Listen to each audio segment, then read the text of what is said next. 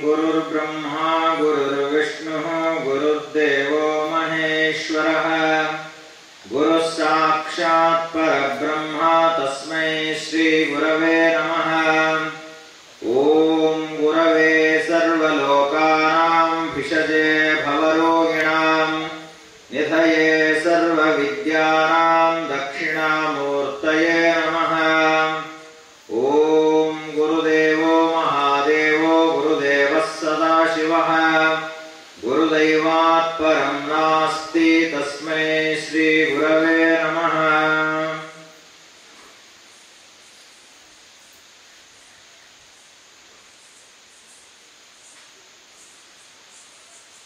उज्ज्वल संस्कृति मई मರೆತೆ ಹೋದು ಮಲಗಿದೆ ಹಿಂದೂಸ್ತಾನ್। ಉಜ್ಜ್ವಲ ಸಂಸ್ಕೃತಿ ಮೈ ಮರೆತೆ ಹೋದು ಮಲಗಿದೆ ಹಿಂದೂಸ್ತಾನ್। ಎಚ್ಚರವಾಗಿ ಮೆರೆಯುವುದೆಂದು ಜ್ವಲಂತ ರಾಷ್ಟ್ರ ಮಹಾನ್, ನನ್ನೇ ದೇಶ ಮಹಾನ್। ಉಜ್ಜ್ವಲ ಸಂಸ್ಕೃತಿ ಮೈ ಮರೆತೆ ಹೋದು ಮಲಗಿದೆ ಹಿಂದೂಸ್ತಾನ್। ಎಚ್ಚರವಾಗಿ ಮೆರೆಯುವುದೆಂದು ಜ್ವಲಂತ ರಾಷ್ಟ್ರ ಮಹಾನ್, ನನ್ನೇ ದೇಶ ಮಹಾನ್।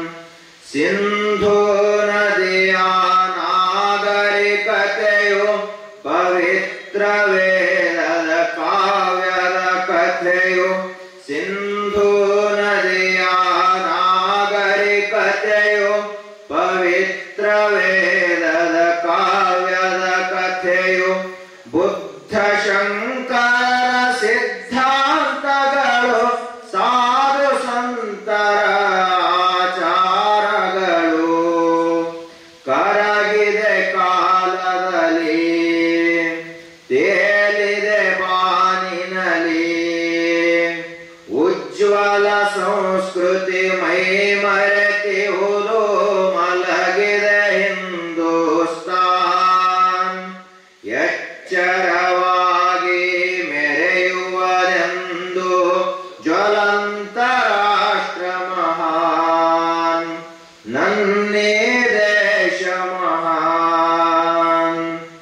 ತರುಣ ಶಕ್ತಿಯು ಹೇಳುವುದೆಂದು ರಾಷ್ಟ್ರದುನ್ನತಿಗೆ ಶ್ರಮಿಸುವುದೆಂದು।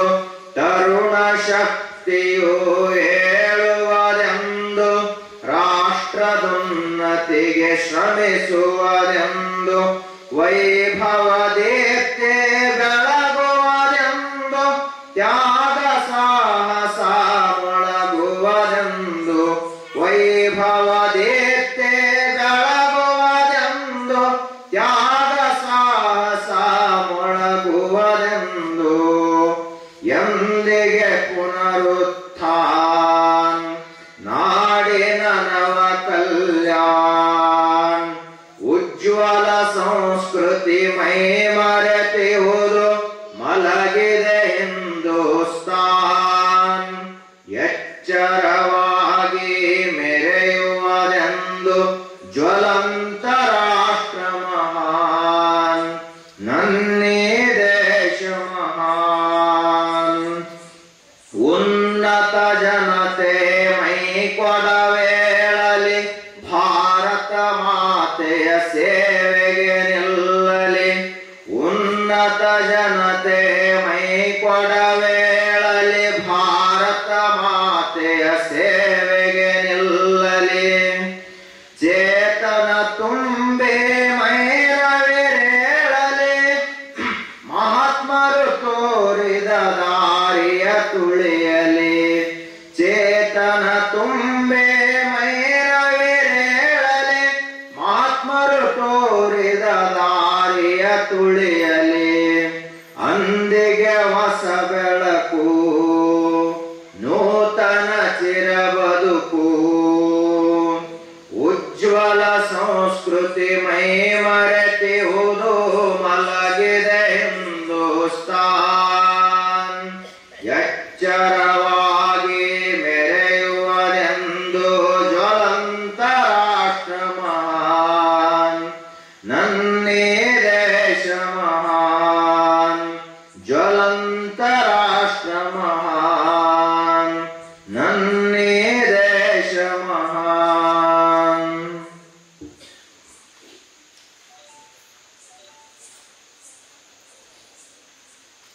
ಓಂ ಶ್ರೀ ಗುರುಭ್ಯೋ ನಮಃ.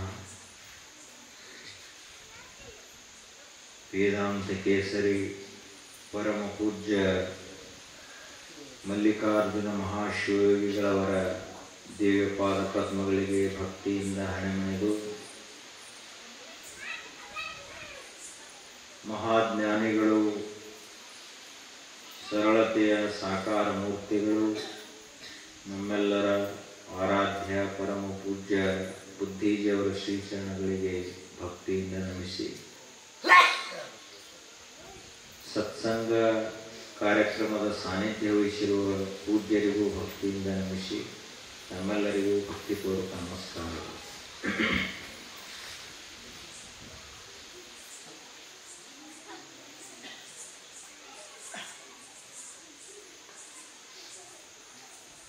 ಮನುಷ್ಯನಿಗೆ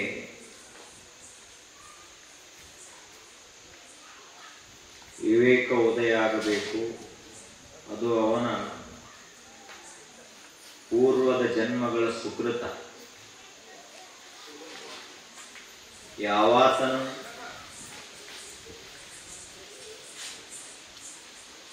ಪೂರ್ವ ಜನ್ಮದಲ್ಲಿ ಪುಣ್ಯವನ್ನು ಮಾಡಿರ್ತಾನೆ, ಆ ಪುಣ್ಯದ ಫಲವೆಂಬಂತೆ ಪರಮಾತ್ಮ ಅವನಿಗೆ ವಿವೇಕವನ್ನು ಕೊಡ್ತಾನೆ. ದೇವರು ನಮಗೆ ಕೊಡುವಂತಹ ಅತ್ಯಂತ ಬೆಲೆ ಬಾಳುವಂತಹ ಒಂದು ಯಾವುದಾದರೂ ವಸ್ತು ಇದ್ರೆ ಅದು ವಿವೇಕ. ಸಾರಾಸಾರ ವಿವೇಚನಾ ಸಾಮರ್ಥ್ಯ. ಯಾವುದು ನಮಗೆ ಸದಾಕಾಲ ಹಿತವನ್ನೇ ಉಂಟು ಮಾಡ್ತದ, ಯಾವುದು ನಮಗೆ ಸದಾಕಾಲ ಅಹಿತವನ್ನೇ ಉಂಟು ಮಾಡ್ತದ, ಇದನ್ನ ಬಿಡಿಸಿ ನೋಡುವಂತಹ ಒಂದು ವಿಶೇಷವಾದ ಧೀ ಶಕ್ತಿಗೆ ವಿವೇಕ ಅಂತ ಕರೀತಾರೆ. ಅದು ಅಸಾಮಾನ್ಯ ಬೌದ್ಧಿಕ ಸಾಮರ್ಥ್ಯ.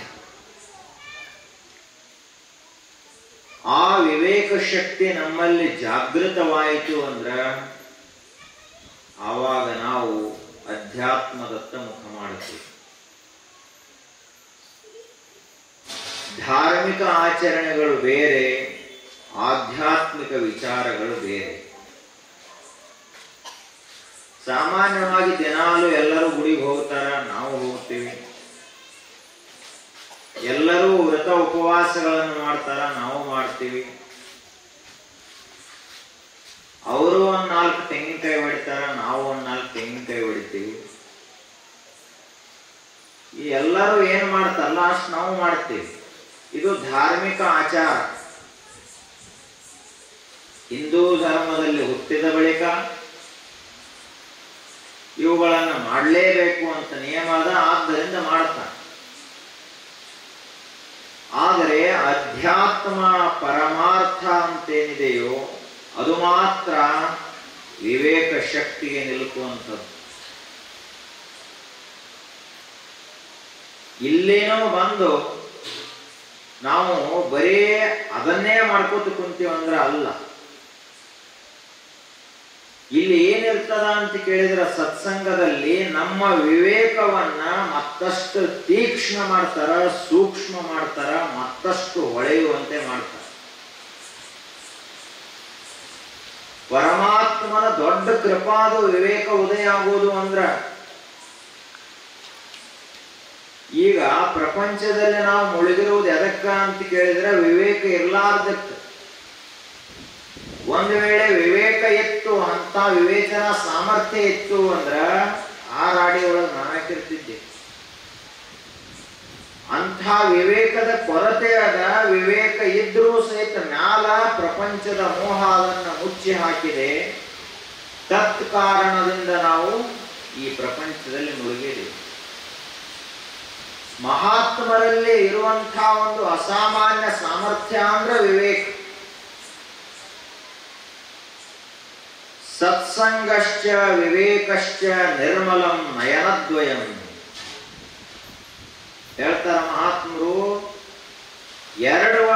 ಎರಡು ಕಣ್ಣುಗಳಿವು, ಒಂದು ಸತ್ಸಂಗ, ಇನ್ನೊಂದು ವಿವೇಕ. ಯಾವ ಮನುಷ್ಯನಲ್ಲಿ ಎರಡು ಕಣ್ಣುಗಳದಾವಲ್ಲ ಅವನಿಗೆ ಇಡೀ ಜಗತ್ತೇ ಸರ್ವಂ ಬ್ರಹ್ಮಮಯಂ ಜಗತ್, ಸರ್ವಂ ಶಿವಮಯಂ ಜಗತ್, ಸರ್ವಂ ಜ್ಞಾನಮಯಂ. ಆ ರೀತಿಯಾಗಿ ಆತ ಎತ್ತೆತ್ತ ನೋಡಿದಡತ್ತತ್ತ ನೀನೇ ದೇವ ಅಂತ ಪರಮಾತ್ಮನನ್ನು ನೋಡುವ ಸಾಮರ್ಥ್ಯ ಅವನಿಗೆ ಬರುತ್ತದೆ. ಮತ್ತು ಈ ಕಣ್ಣಿಗೆ ಏನಾಗ್ಯಾವು? ಈ ಕಣ್ಣು ಹೊರಗೆಲ್ಲ ತೋರಿಸ್ತಾವೆ ಅಷ್ಟೇ.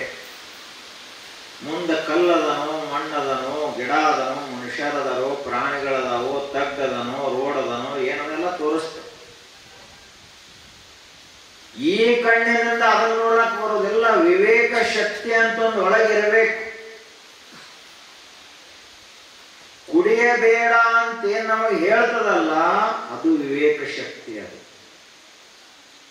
ತಿನ್ನಬೇಡ ಅಂತೇನು ಹೇಳ್ತದಲ್ಲ ಅದು ವಿವೇಕದ ಮಾತು. ಅದೇ ರೀತಿಯಾಗಿ ಸತ್ಸಂಗ, ಮನೆಯಲ್ಲೇ ಕುಂತ್ರಿ ಅಂದ್ರ ಟಿವಿದೊಳಗೂ ಪ್ರವಚನ ಬರ್ತಾವ ಸಾಕಷ್ಟು.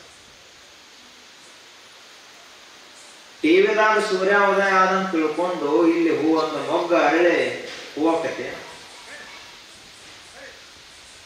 ನಿಮ್ಮ ತೊಗರಿ ಬೆಳಿತಾವ ಟಿವಿದಾಗ ಸೂರ್ಯ ಉದಯ ಆದಂತ. ರಾಡಿ ಒಣಗ್ತದೇನು ಟಿವಿ ಒಳಗಿನ ಸೂರ್ಯನಿಂದ? ಸೂರ್ಯ ಉದಯ ಆಗಬೇಕು, ಪ್ರತ್ಯಕ್ಷವಾಗಿ ಉದಯ ಆಗಬೇಕು. ಆವಾಗ ಅವನ ಬೆಳಕಿನಲ್ಲಿ ಮೊಗ್ಗು ಅರಳಿ ಹೂವಾಗ್ತದ, ರಾಡಿ ಒಣಗ್ತದ, ನೀರ ಆವಿಯಾಗಿ ಮೋಡವಾಗಿ ಮತ್ತೆ ಮಳೆ ಸುರಿಸ್ತದ. ಇದೆಲ್ಲ ಆಗುವುದು ಪ್ರತ್ಯಕ್ಷ ಸೂರ್ಯನ ಸಾನ್ನಿಧ್ಯದಲ್ಲಿ ಮಾತ್ರ ಸಾಧ್ಯ. ಅದರಂತೆಯೇ ಸತ್ಸಂಗ ಅಂದ್ರೆ ಮನೆಯಲ್ಲಿ ಕುಂತ್ರ ಅಲ್ಲ, ಎಲ್ಲಿ ಅಂತ ಮಹಾತ್ಮರಿರ್ತಾರ ಅವರ ಸಾನ್ನಿಧ್ಯದಲ್ಲಿ, ಅವರ ಸಮೀಪದಲ್ಲಿ ಕುಂತು ನಾವು ಕೇಳಿದಾಗ ಮಾತ್ರ ನಮ್ಮ ಮನಸ್ಸಿನ ಕಲ್ಮಶ ತೊಳೆದು ಹೋಗ್ತದೆ. ಸತ್ಸಂಗ, ಸತ್ ಅಂದ್ರೆ ಯಾವಾಗಲೂ ಇರುವಂಥ ಪರಮಾತ್ಮ. ಸಂಘ ಅಂದ್ರ ಆ ಪರಮಾತ್ಮನ ಕುರಿತಾಗಿ ಚಿಂತನ, ಆತನ ಕುರಿತಾಗಿ ಧ್ಯಾನ, ಆತನ ಕುರಿತಾಗಿ ಜಪ, ಅವನ ಕುರಿತಾದ ಮಾತುಗಳು ಎಲ್ಲಿ ನಡೀತಾವಲ್ಲ ಅದಕ್ಕೆ ಸತ್ಸಂಗ ಅಂತ ಕರೆದರು. ಸಾಮಾನ್ಯ ಪ್ರಪಂಚದ ವಾರ್ತೆಯನ್ನ ಮಾತಾಡ್ಲಿಕ್ಕಂತರು ಅಂದ್ರೆ ಅದು ಸತ್ಸಂಗ ಅಲ್ಲ. ದಿನ ಮುಂಜಾನೆ 2 ತಾಸು, ಸಂಜೆಗೆ 2 ತಾಸು ಚೌಡಿ ಕಟ್ಟಿ ಕೂಡ್ತಾನ ಮನುಷ್ಯ. ಅಲ್ಲಿ ನಾವು ಸತ್ಸಂಗ ಮಾಡ್ತೀವಿ ಅಂದ್ರೆ ಅದು ಸತ್ಸಂಗ ಅಲ್ಲ, ಅದು ಪ್ರಪಂಚದ ವಾರ್ತೆ, ಲೋಕವಾರ್ತೆ ಅಂತ ಕರೀತಾರೆ. ಸತ್ಸಂಗ ಅಂದ್ರ ಅಂಥ ಪರಿಶುದ್ಧ ಮಹಾತ್ಮರ ಶ್ರೀಮುಖದಿಂದ ಏನು ಬರ್ತಾವ 4 ನುಡಿಗಳು, ಆ ನುಡಿಗಳನ್ನು ಏಕಾಗ್ರ ಚಿತ್ತನಾಗಿ ಗ್ರಹಿಸಿದಾಗ ನಮ್ಮಲ್ಲಿ ಆಗುವ ಬದಲಾವಣೆ ಅದು ಸತ್ಸಂಗದ ಪರಿಣಾಮ. ಸತ್ಸಂಗಶ್ಚ ವಿವೇಕಶ್ಚ ನಿರ್ಮಲಂ ನಯನದ್ವಯಂ. ಈಶ್ವರ ಕೃಪಾ ನಮ್ಮ ಮ್ಯಾಲ ಆಗ್ಯದ. ಇದರ ಅರ್ಥ ಏನು ಅಂದ್ರ ನಮ್ಮಲ್ಲಿ ವಿವೇಕ ಉದಯ ಆಗಬೇಕು. ಗುರುಗಳ ಕೃಪಾ ನಮ್ಮ ಮ್ಯಾಲ ಆಗ್ಯದ. ಇದರ ಅರ್ಥ ಏನು? ನಮ್ಮಲ್ಲಿ ವಿವೇಕ ಉದಯ ಆಗಿದೆ ಅಂತ ಅರ್ಥ. ಏನದು ವಿವೇಕ ಅಂದ್ರ ಶರೀರ ಒಂದು ದಿವಸ ಬಿದ್ದು ಹೋಗ್ತದ, ಶರೀರ ನಾಶವಂತ ಅದ, ಸಾವು ನಿಶ್ಚಿತ, ನಾನು ಸಾಯುವವನಲ್ಲ, ಶರೀರ ಸಾಯುವುದು. ಸುತ್ತಮುತ್ತ ಇರುವಂತ ಬಂಧು ಬಾಂಧವರು, ತಂದೆ ತಾಯಿಗಳು ಇವರು ಯಾರೂ ನಿಜವಾಗಿಯೂ ನಮ್ಮವರಲ್ಲ. ಸಂತೆಯೊಳಗಿನ ಮಂದಿ ಸಂತೆ ಕೂಡ್ತದ, ಬಹಳ ದೊಡ್ಡ ಸಂತೆ. ಆದ್ರ ಸಂಜೆ 6ಕ್ಕೆ ಹೋಗಿ ನೋಡಿದ್ರೆ ಯಾರಿರ್ತಾರೆ? ಯಾರಿಗೆ ಯಾರು ಇಲ್ಲ. ಎರವಿನ ಸಂಸಾರದಂತೆ ಸಂತೆಯು ಒಡೆದು ಹೋಗ್ತದ. ಮನೆಯಲ್ಲಿ ಕೂಡಿದ ಬಂಧು ಬಾಂಧವರು ಅಗಲಿ ಹೋಗ್ತಾರೆ. ಇದು ವಿವೇಕದಿಂದ ಈ ಜ್ಞಾನ ಅವನಿಗೆ ಗೊತ್ತಾಗಿತ್ತು ಅಂದ್ರ ಯಾರ ದೇಹ ಬಿಟ್ಟರು ಬಹಳ ದುಃಖ ಪಡುವುದಿಲ್ಲ. ಲೋಕದ ರೀತಿ ನೀತಿ ಅಂತ 2 ಹನಿ ಕಣ್ಣೀರ್ ಹಾಕ್ತಾನ, ಸುಮ್ ತಣ್ಣಗೆ. ಕೆಲವೊಬ್ರು ಇಷ್ಟ ಮಾನಸಿಕ ಮಾಡ್ಕೋತಾರ. ಅದಕ್ಕೆ ಕಾರಣ ಏನು? ಯಾರಾದ್ರೂ ಮನೆಯಲ್ಲಿ ದೇಹ ಬಿಟ್ರು ಅಂದ್ರ ತಿಂಗಳಾನ್ಗಟ್ಲೆ ಅಳ್ಕೋತ ಕೊಡ್ತಾರ. ಯಾರ ಮನ್ಯಾಗ ಸತ್ಯ ಏನ್ ಲೋಕದಾಗ ಮೊದಲ, ಇನ್ನು ಮುಂದೆ ಯಾರ ಮನ್ಯಾಗ ಸಾಯಂಗಿಲ್ಲ ಏನ್ ನಿನ್ ಮನೆಯೊಳಗೆ ಅಷ್ಟೇ ಸಾಯ್ತಾರೇನು? ಅದು ಲೋಕದ ಒಂದು ಸಾಮಾನ್ಯ ನಿಯಮ ಅದ, ಹುಟ್ಟು ಮತ್ತು ಸಾವು. ಹುಟ್ಟಿದಾಗ ಬಹಳ ಸಂತೋಷ ಪಡ್ಲಾಕ ಹೋಗಬೇಡ, ಯಾರಾದ್ರೂ ದೇಹ ಬಿಟ್ರು ಅಂದ್ರೆ ಬಹಳ ದುಃಖ ಪಡಬೇಡ, ಅದೊಂದು ಲೋಕದ ನಿಯಮ. ಇದು ವಿವೇಕ ಇದನ್ನು ನಮಗೆ ತಿಳಿಸ್ಕೊಡ್ತದ. ಶರೀರ ಅಸ್ಥಿರ ಅಂತ ತಿಳಿಸ್ಕೊಡ್ತದ. ನಿಜವಾಗಿ ನಮ್ಮ ಮೂಲ ಸ್ವರೂಪ ಏನಿದೆಯೋ ಅಂತ ಆತ್ಮವಿದ್ಯೆಯನ್ನು ತಿಳಿಸ್ತದ. ಅದು ವಿವೇಕ. ವಿವೇಕ ಇಲ್ಲಾರದ ಮನುಷ್ಯ ಎಷ್ಟು ಪ್ರವಚನ ಕೇಳಿದರೂ ತಿಳಿಯುವುದಿಲ್ಲ. ಯಾಕೆ? ನಮ್ಮಲ್ಲಿ ಬೇಕಲ್ಲ ತಿಳ್ಕೊಳ್ಳೋ ಸಾಮರ್ಥ್ಯ ಬೇಕು. ಗುರುಗಳು ಯಾವ ಶಬ್ದಗಳನ್ನು ಬಳಸಿ ಹೇಳ್ತಾರ ಆ ಶಬ್ದವನ್ನು ಹಿಡ್ಕೊಂಡನ ನಾವು ದೇವರ ಎತ್ತರಕ್ಕೆ ಏರ್ಬೇಕಾಗುತ್ತೆ. ಶಬ್ದ ಸೋಪಾನದಿಂದಲೇ ಏರ್ಬೇಕು. ನಮ್ಮ ಇಲ್ಲಿಯವರೆಗೆ ಬರೀ ಪ್ರಪಂಚದ ಶಬ್ದ ಹಿಡ್ಕೊಂಡು ಹೊಂಟಿದ್ವಿ ನಾವೆಲ್ಲ. ಆದ್ರ ಗುರುಗಳ ಶಬ್ದ ಹಿಡ್ಕೊಂಡು ನಾವು ದೇವ ಸಾಮ್ರಾಜ್ಯವನ್ನು ಪ್ರವೇಶ ಮಾಡಬೇಕು. ಅದಕ್ಕೆ ವಿವೇಕ ಉದಯ ಆಯಿತು ಅಂತ ಅರ್ಥ. ಅದು ಪುಣ್ಯದಿಂದ ಉದಯ ಆಗುತ್ತೆ. ಪುಣ್ಯ ಇರಲಿಲ್ಲ ಅಂದ್ರೆ ಆಗುದಿಲ್ಲ. ಒಳ್ಳೆ ಕೆಲಸದ ಅಂತಿಮ ಪರಿಣಾಮವೇ ಪುಣ್ಯ. 4 ಜನರಿಗೆ ದಾನ ಮಾಡಿದ, 4 ಜನರಿಗೆ ಸೇವಾ ಮಾಡಿದ, ಬಡಬಗ್ಗರಿಗೆ ಸಹಾಯ ಮಾಡಿದ, ಊರಲ್ಲಿ 4 ಜನರಿಗೆ ಬೇಕಾಗಿ ಬದುಕಿದ ಅಂದ್ರೆ ಅವನಿಗೆ ಮುಂದೆ ಪುಣ್ಯ ಹೆಚ್ಚಾಕೋತ ಹೋಗುತ್ತದ. ತತ್ ಪರಿಣಾಮವಾಗಿ ಈ ಕಡೆ ಮಠದ ಕಡೆಗೆ ಬರ್ತಾನೆ ಮನುಷ್ಯ. ಕೆಲವೊಂದು ಘಟ ಮಠ ಆಯ್ತತ್ತು ಗೊತ್ತಿರಂಗಿಲ್ಲ ಅವ್ರಿಗೆ. ಒಟ್ಟ ಸತ್ತರನು ಈ ಕಡೆ ನೋಡುವುದಿಲ್ಲ, ಅಲ್ಲೇ ಹುಟ್ಟಿ ಅಲ್ಲೇ ಸತ್ತು ಹೋಗ್ಬಿಡ್ತಾವ. ಹಿಂಗ ಕೆಲವೊಂದು ಘಟಗಳು ಹೋಗೇ ಬಿಡ್ತಾವ. ಆಗ ಅವೇನವು ಕುಂಬಾರ ಮನೆಗೆ ಬರಲಾರದಂಥ ಮಣ್ಣು. ಆ ಮಣ್ಣು ಎದಕ್ಕೆ ಬರ್ತದೆ? ಎದಕ್ಕೂ ಇಲ್ಲ, ಸುಟ್ಟೈತೆ. ಮತ್ತದು ಮಣ್ಣು ಸುಟ್ಟೈತಿ, ಆದ್ರೆ ಯಾರ ಕೈಯಾಗ ಸುಡಬೇಕು ಅವ್ರ ಕೈಯಾಗ ಸುಟ್ಟಿಲ್ಲ. ಪ್ರಪಂಚದೊಳಗೆ ಸುಟ್ಟು ಹೋಗ್ತು. ಅವ್ರೇನ್ ಗಡಿಗೆ ಮಾಡ್ಲಕ್ ಹೋಗ್ತೈತೆ ಪ್ರಪಂಚದೊಳಗೆ? ಗಡಿಗೆ ಅಂದ್ರೆ ಏನು? ಅರಿವಿನ ಗಡಿಗೆ, ತಿಳುವಳಿಕೆ, ಜ್ಞಾನದಿಂದ ಇಲ್ಲಿ ಗುರುಗಳು ಏನ್ ಮಾಡ್ತಾರ? ಅವನ ಅಂತರಂಗವನ್ನು ಗಡಿಗೆಯನ್ನಾಗಿ ತಯಾರು ಮಾಡ್ತಾರ. ಆ ಗಡಿಗೆಯೊಳಗ ಆತ್ಮ ಜ್ಞಾನದ ದಿವ್ಯ ಅಮೃತವನ್ನು ತುಂಬುತ್ತಾರ ಅವರು. ಅದು ಮುಖ್ಯ ಆಗೋ ಕೆಲಸ ಅದ. ಅಲ್ಲಿ ಗಡಿಗೆ ತಯಾರಾಗುವುದಿಲ್ಲ. ಆದ್ರೂ ಅದರ ತುಂಬುದೇನು ಅಂತ ಕೇಳಿದ್ರ ಮಕ್ಕಳು, ಮರಿ, ಸಂಸಾರ, ಅದು ಇದು ಇದನ್ನ ತುಂಬುತ್ತಾನ ಆ ಗಡಿಗೆ. ಹೀಗಾಗಿ ವಿವೇಕ ಉದಯ ಆಗಬೇಕು. ಅದು ನಮ್ಮ ಜನ್ಮದ ಪೂರ್ವ ಜನ್ಮದ ಸುಕೃತ. ಗುರು ಕೃಪಾ ನಮ್ಮ ಮೇಲೆ ಆಯ್ತು. ಇದ್ರ ಅರ್ಥ ಏನು ಅಂದ್ರೆ ಗುರುಗಳು ಹೇಳುವ ಮಾತುಗಳು ಸ್ಪಷ್ಟವಾಗಿ ನಮಗೆ ತಿಳಿದು ಅವು ನಮ್ಮ ಮನಸ್ಸಿನಲ್ಲಿ ಶಾಶ್ವತವಾಗಿ ಉಳಿದು ನಮ್ಮ ಆಚರಣೆಯಲ್ಲಿ ಹಂಗ ಬಂತು ಅಂದ್ರೆ ಗುರುಗಳ ಕೃಪಾ ಆಗ್ಯದಂತ ಅರ್ಥ. ಇಲ್ಲೇ ಕೇಳಿ ತಾವೇ ಜಾಡಿಸಿ ಹಿಂಗೆ ಎದ್ದ ಅಂದ್ರೆ ಮುಗಿದ ಕೆಲಸ. ಕಂಬಳಿ ಜಾಡಿಸೋದು ಅಂತಾರಲ್ಲ, ಮುಗಿತದು. ಏನು ಉಳಿಯಂಗಿಲ್ಲ. ಹಂಗಾತಂದ್ರೆ ಉಪಯೋಗ ಇಲ್ಲ. ಕೇರ್ತಾರಲ್ಲ ಅವರು, ಮನೆಯಲ್ಲಿ ಕೇರ್ತಿರ್ತಾರ. ಮೊರದಲ್ಲಿ ಏನ ತೌಡು ಹೊರಗೆ ಹಾಕ್ತಾರೋ, ಏನದಕ್ಕೆ ಹಿಂದಿರುವಂತ ರವಾ ಹೊರಗೆ ಹಾಕ್ತಾರ ಅವರು.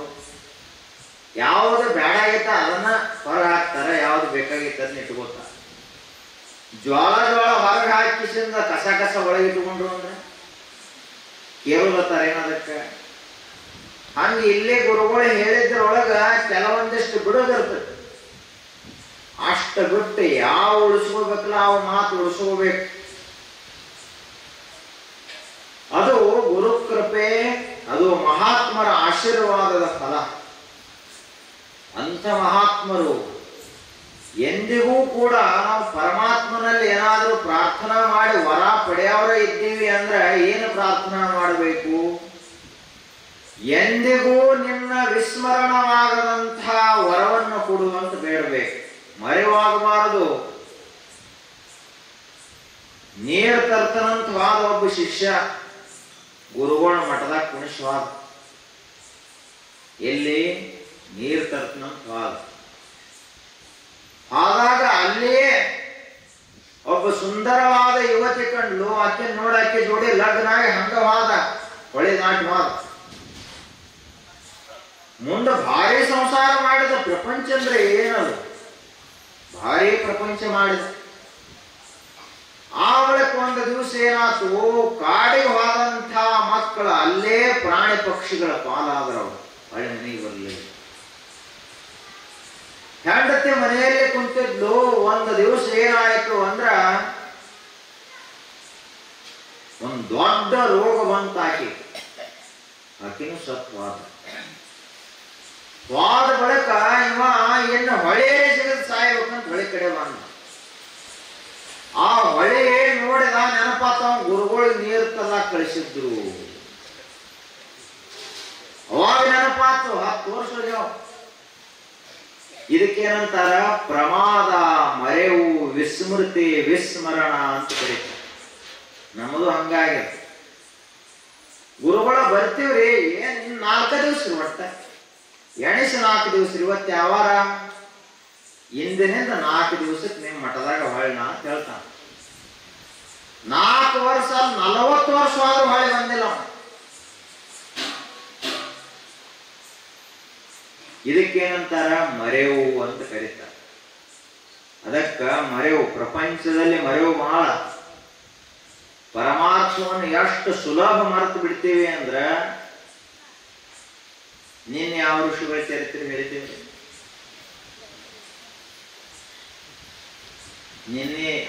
ನಿನ್ನೆ ಧಾರಾವಾಹಿ ಎಟ್ಟದು, ಅದ್ರೊಳಗೆ ಯಾವ್ಯಾವ ಪಾತ್ರ ಏನೇನು ಮಾತಾಡ್ರಿ ಹೇಳ್ಯಾದ್ರೆ ಅದು ಎಲ್ಲವನ್ನು ವೇದ ಮಂತ್ರ ಬಂದಂಗ ಬರ್ತಾವ. ಇಲ್ಲಿ ನಮ್ಮ ಪಾಠ ಎಲ್ಲ ಸಪಾಟ್, ಏನು ಉಳಂಗಿಲ್ಲ. ಯಾಕೆ ಹಿಂಗಾತು ಅಂತ ಕೇಳಿದ್ರ ಮರೆವು. ಆದ್ರೆ ನಾವು ದೇವರಲ್ಲಿ ಗುರುಗಳಲ್ಲಿ ಏನು ಪ್ರಾರ್ಥನಾ ಮಾಡುವುದು? ನಿಮ್ಮ ಮರೆವಾಗಬಾರದು, ಪರಮಾತ್ಮನ ಮರೆವಾಗಬಾರದು ಅಂಥ ವರವನ್ನು ಕೊಡು ಅಂತ ಕೇಳಬೇಕು. ಅಂಥ ವರವನ್ನ ಕೇಳಿ ವಿವೇಕ ಸಾಮ್ರಾಜ್ಯದಲ್ಲಿ ಬದುಕಿ ಸತ್ಸಂಗವನ್ನೇ ತಮ್ಮ ಉಸಿರಾಗಿ ಮಾಡಿಕೊಂಡಂಥವರೇ ಮಹರ್ಷಿಗಳು. ಅವರ ಜೀವನದ ಉಸಿರು ಅಂದ್ರನ ಅಧ್ಯಾತ್ಮ. ಅವರು ಇಡೀ ಜೀವನದ ಪ್ರತಿಯೊಂದು ಕ್ಷಣಗಳನ್ನ ಖರ್ಚು ಮಾಡಿದ್ದು ಅಧ್ಯಾತ್ಮಕ್ಕಾಗಿ, ತತ್ವ ಚಿಂತನೆಗಾಗಿ. ಸ್ವಾಧ್ಯಾಯ ಪ್ರವಚನಾಭ್ಯಾಂ ನ ಪ್ರಮದಿತವ್ಯಂ. ಎಂದಿಗೂ ಕೂಡ ಧ್ಯಾನ ಮಾಡುವುದನ್ನ ತಪ್ಪಿಸಬೇಡ. ಎಂದಿಗೂ ನಿನ್ನನ್ನ ಕುರಿತು ನೀನು ವಿಚಾರ ಮಾಡುವುದನ್ನು ತಪ್ಪಿಸಬೇಡ. ನಿನಗೆ ತಿಳಿದ 4 ಮಾತುಗಳನ್ನು ಜನರಿಗೆ ಹೇಳುವುದನ್ನು ಬಿಡಬೇಡ. ಇದೇ ನಿನ್ನ ಜೀವನದ ಒಂದು ಗುರಿ. ಇದೇ ನೀನು ಜೀವನದಲ್ಲಿ ಮಾಡಬೇಕಾದಂಥ ಅತ್ಯಂತ ದೊಡ್ಡ ವ್ರತ ಇದು ಅಂತ ಋಷಿಗಳು ಶಿಷ್ಯರಿಗೆ ಹೇಳಿ. ಸ್ವಾಧ್ಯಾಯ ಪ್ರವಚನಾಭ್ಯಾಂ ನ ಪ್ರಮದಿತವ್ಯಂ. ಎಂದು ಈ ವ್ರತವನ್ನು ಬಿಡ್ಲಾಕ್ ಹೋಗಬೇಡ. ಯಾಕೆ ಅಂದ್ರೆ ಇದೇ ವ್ರತದಲ್ಲಿಯೇ ನಿನಗ ದೇವರ ದರ್ಶನ ಆಗುವುದದ. ಈ ವ್ರತದಿಂದಲೇ ನೀನು ಒಬ್ಬ ಯೋಗಿ ಆಗಮದಿ. ಒಬ್ಬ ಮಹಾತ್ಮನಾಗಬೇಕಾದ್ರೆ ಆತ ಸ್ವಾಧ್ಯಾಯ ಮಾಡಬೇಕು, ಪ್ರವಚನ ಮಾಡಬೇಕು. ಪ್ರವಚನ ಮಾಡುವುದಂದ್ರೆ ಹೆಂಗ? ಇಲ್ಲೇ ಬಂದು ಹೇಳಿದಾಗ ಪ್ರವಚನ ಅನ್ನೋದಿಲ್ಲ.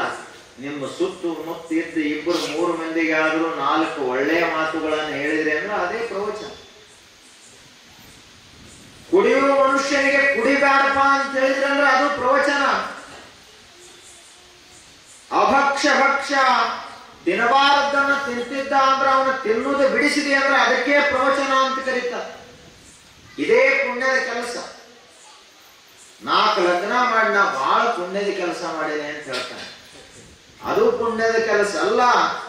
ಆ ಮನುಷ್ಯ ಕೆಟ್ಟ ಕೆಲಸಗಳ ಕಡೆಗೆ ಜಾರಿ ಹೋಗದಂತೆ ತಡೆಯುವುದು ನಿಜವಾದ ಪುಣ್ಯದ ಕೆಲಸ. ಏನಾಕೈತಿ ಬಾತಮ್ಮ ಕುಡಿನು ಅಂತ ಹೇಳಿ ಅಜ್ಜನ ತಗೊಂಡು ಮೊಮ್ಮಕ್ಕಳನ್ನ ತಗೊಂಡು ಮಕ್ಕಳನ್ನ ತಗೊಂಡು ಕುಡಿಲಕ್ಕತ್ತ ಅಂದ್ರೆ ಮನೆ ಏನಾಗ್ತದೆ? ಅದಕ್ಕೆ ಪುಣ್ಯದ ಕೆಲಸ ಅಂತಾರೆ ಏನು? ಈಗ ಮಹರ್ಷಿಗಳೆಲ್ಲರೂ ಕೂಡ ಅಧ್ಯಾತ್ಮವನ್ನೇ ಉಸಿರಾಗಿಸಿಕೊಂಡಿದ್ರು. ಅಂತ ಮಹಾನ್ ಮಹರ್ಷಿಗಳಲ್ಲಿ ಭಾರತ ದೇಶ ಋಷಿಮುನಿಗಳ ದೇಶ. ಅವಂತಿಪುರದಲ್ಲಿ ಒಬ್ಬ ಶ್ರೇಷ್ಠ ವಿದ್ವಾಂಸ ರೀತಿ ನೀತಿ ನಿಯಮಗಳನ್ನು ಚಾಚೂ ತಪ್ಪದೆ ಪಾಲಿಸ್ತಕ್ಕಂತಹ ಒಬ್ಬ ವ್ಯಕ್ತಿ.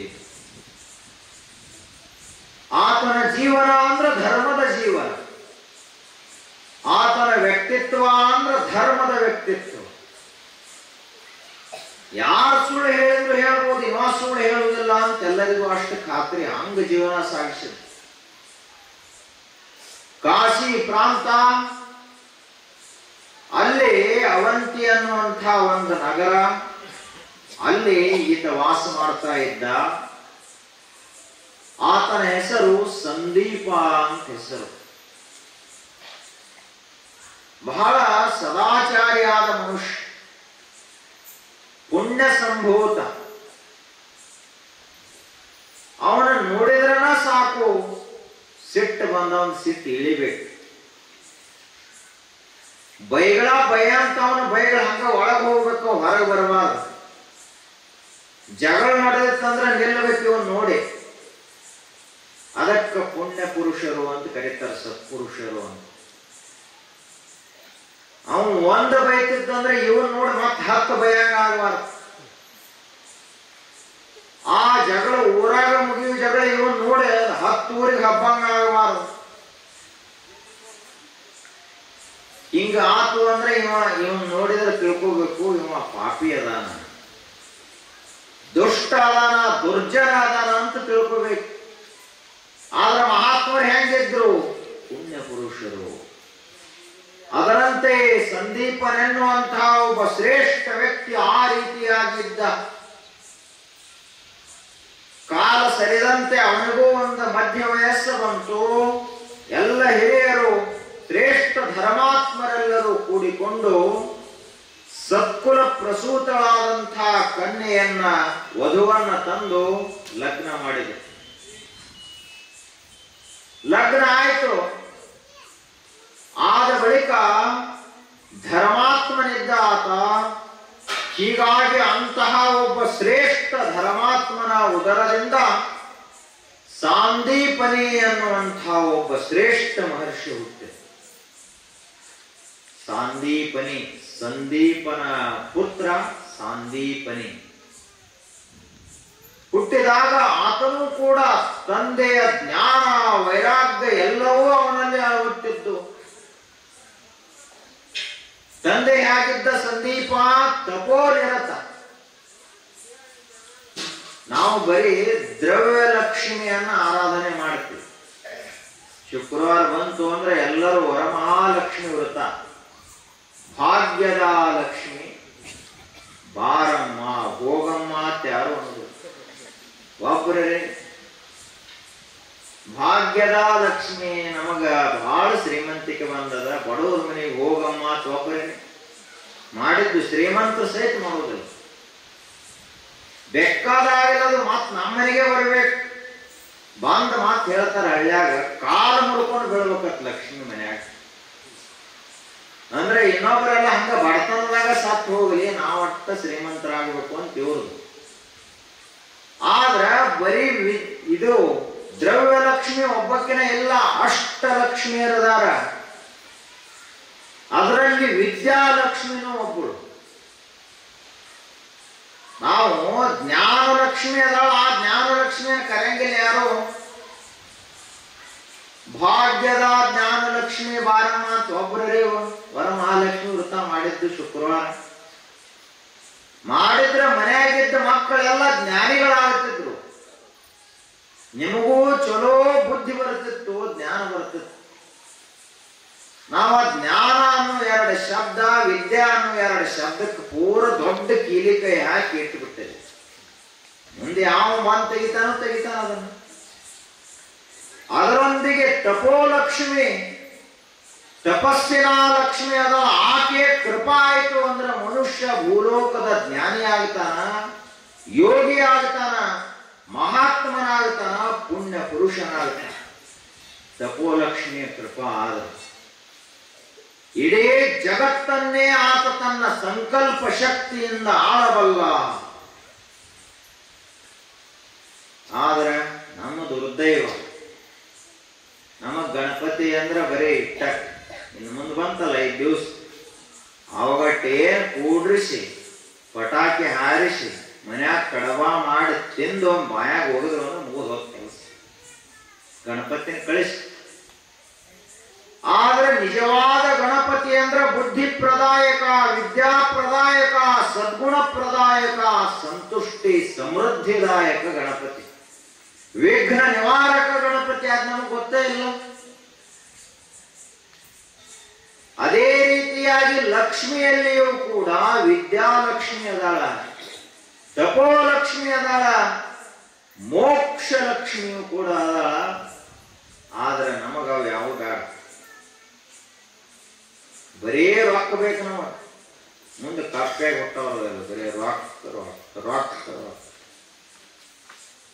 ಏನ್ ಮಾಡೋರಿಗೆ ರೊಕ್ಕ ತಗೊಂಡು ವಯಸ್ಸಾದ ಬಳಿಕ ಯಮಧರ್ಮ ನಿಮ್ಮ ಮುಂದೆ ಬಂದ ನಿಂತ ಬಳಿಕ ದ್ರವ್ಯ ಲಕ್ಷ್ಮಿ ಇಲ್ಲೇ ಉಳಿತಾಳ. ಅವಾಗ ನಿಮ್ಮ ಜೊತೆಗೆ ಬರುವಂತದ್ದು ಮೋಕ್ಷ ಲಕ್ಷ್ಮಿ ಮಾತ್ರ.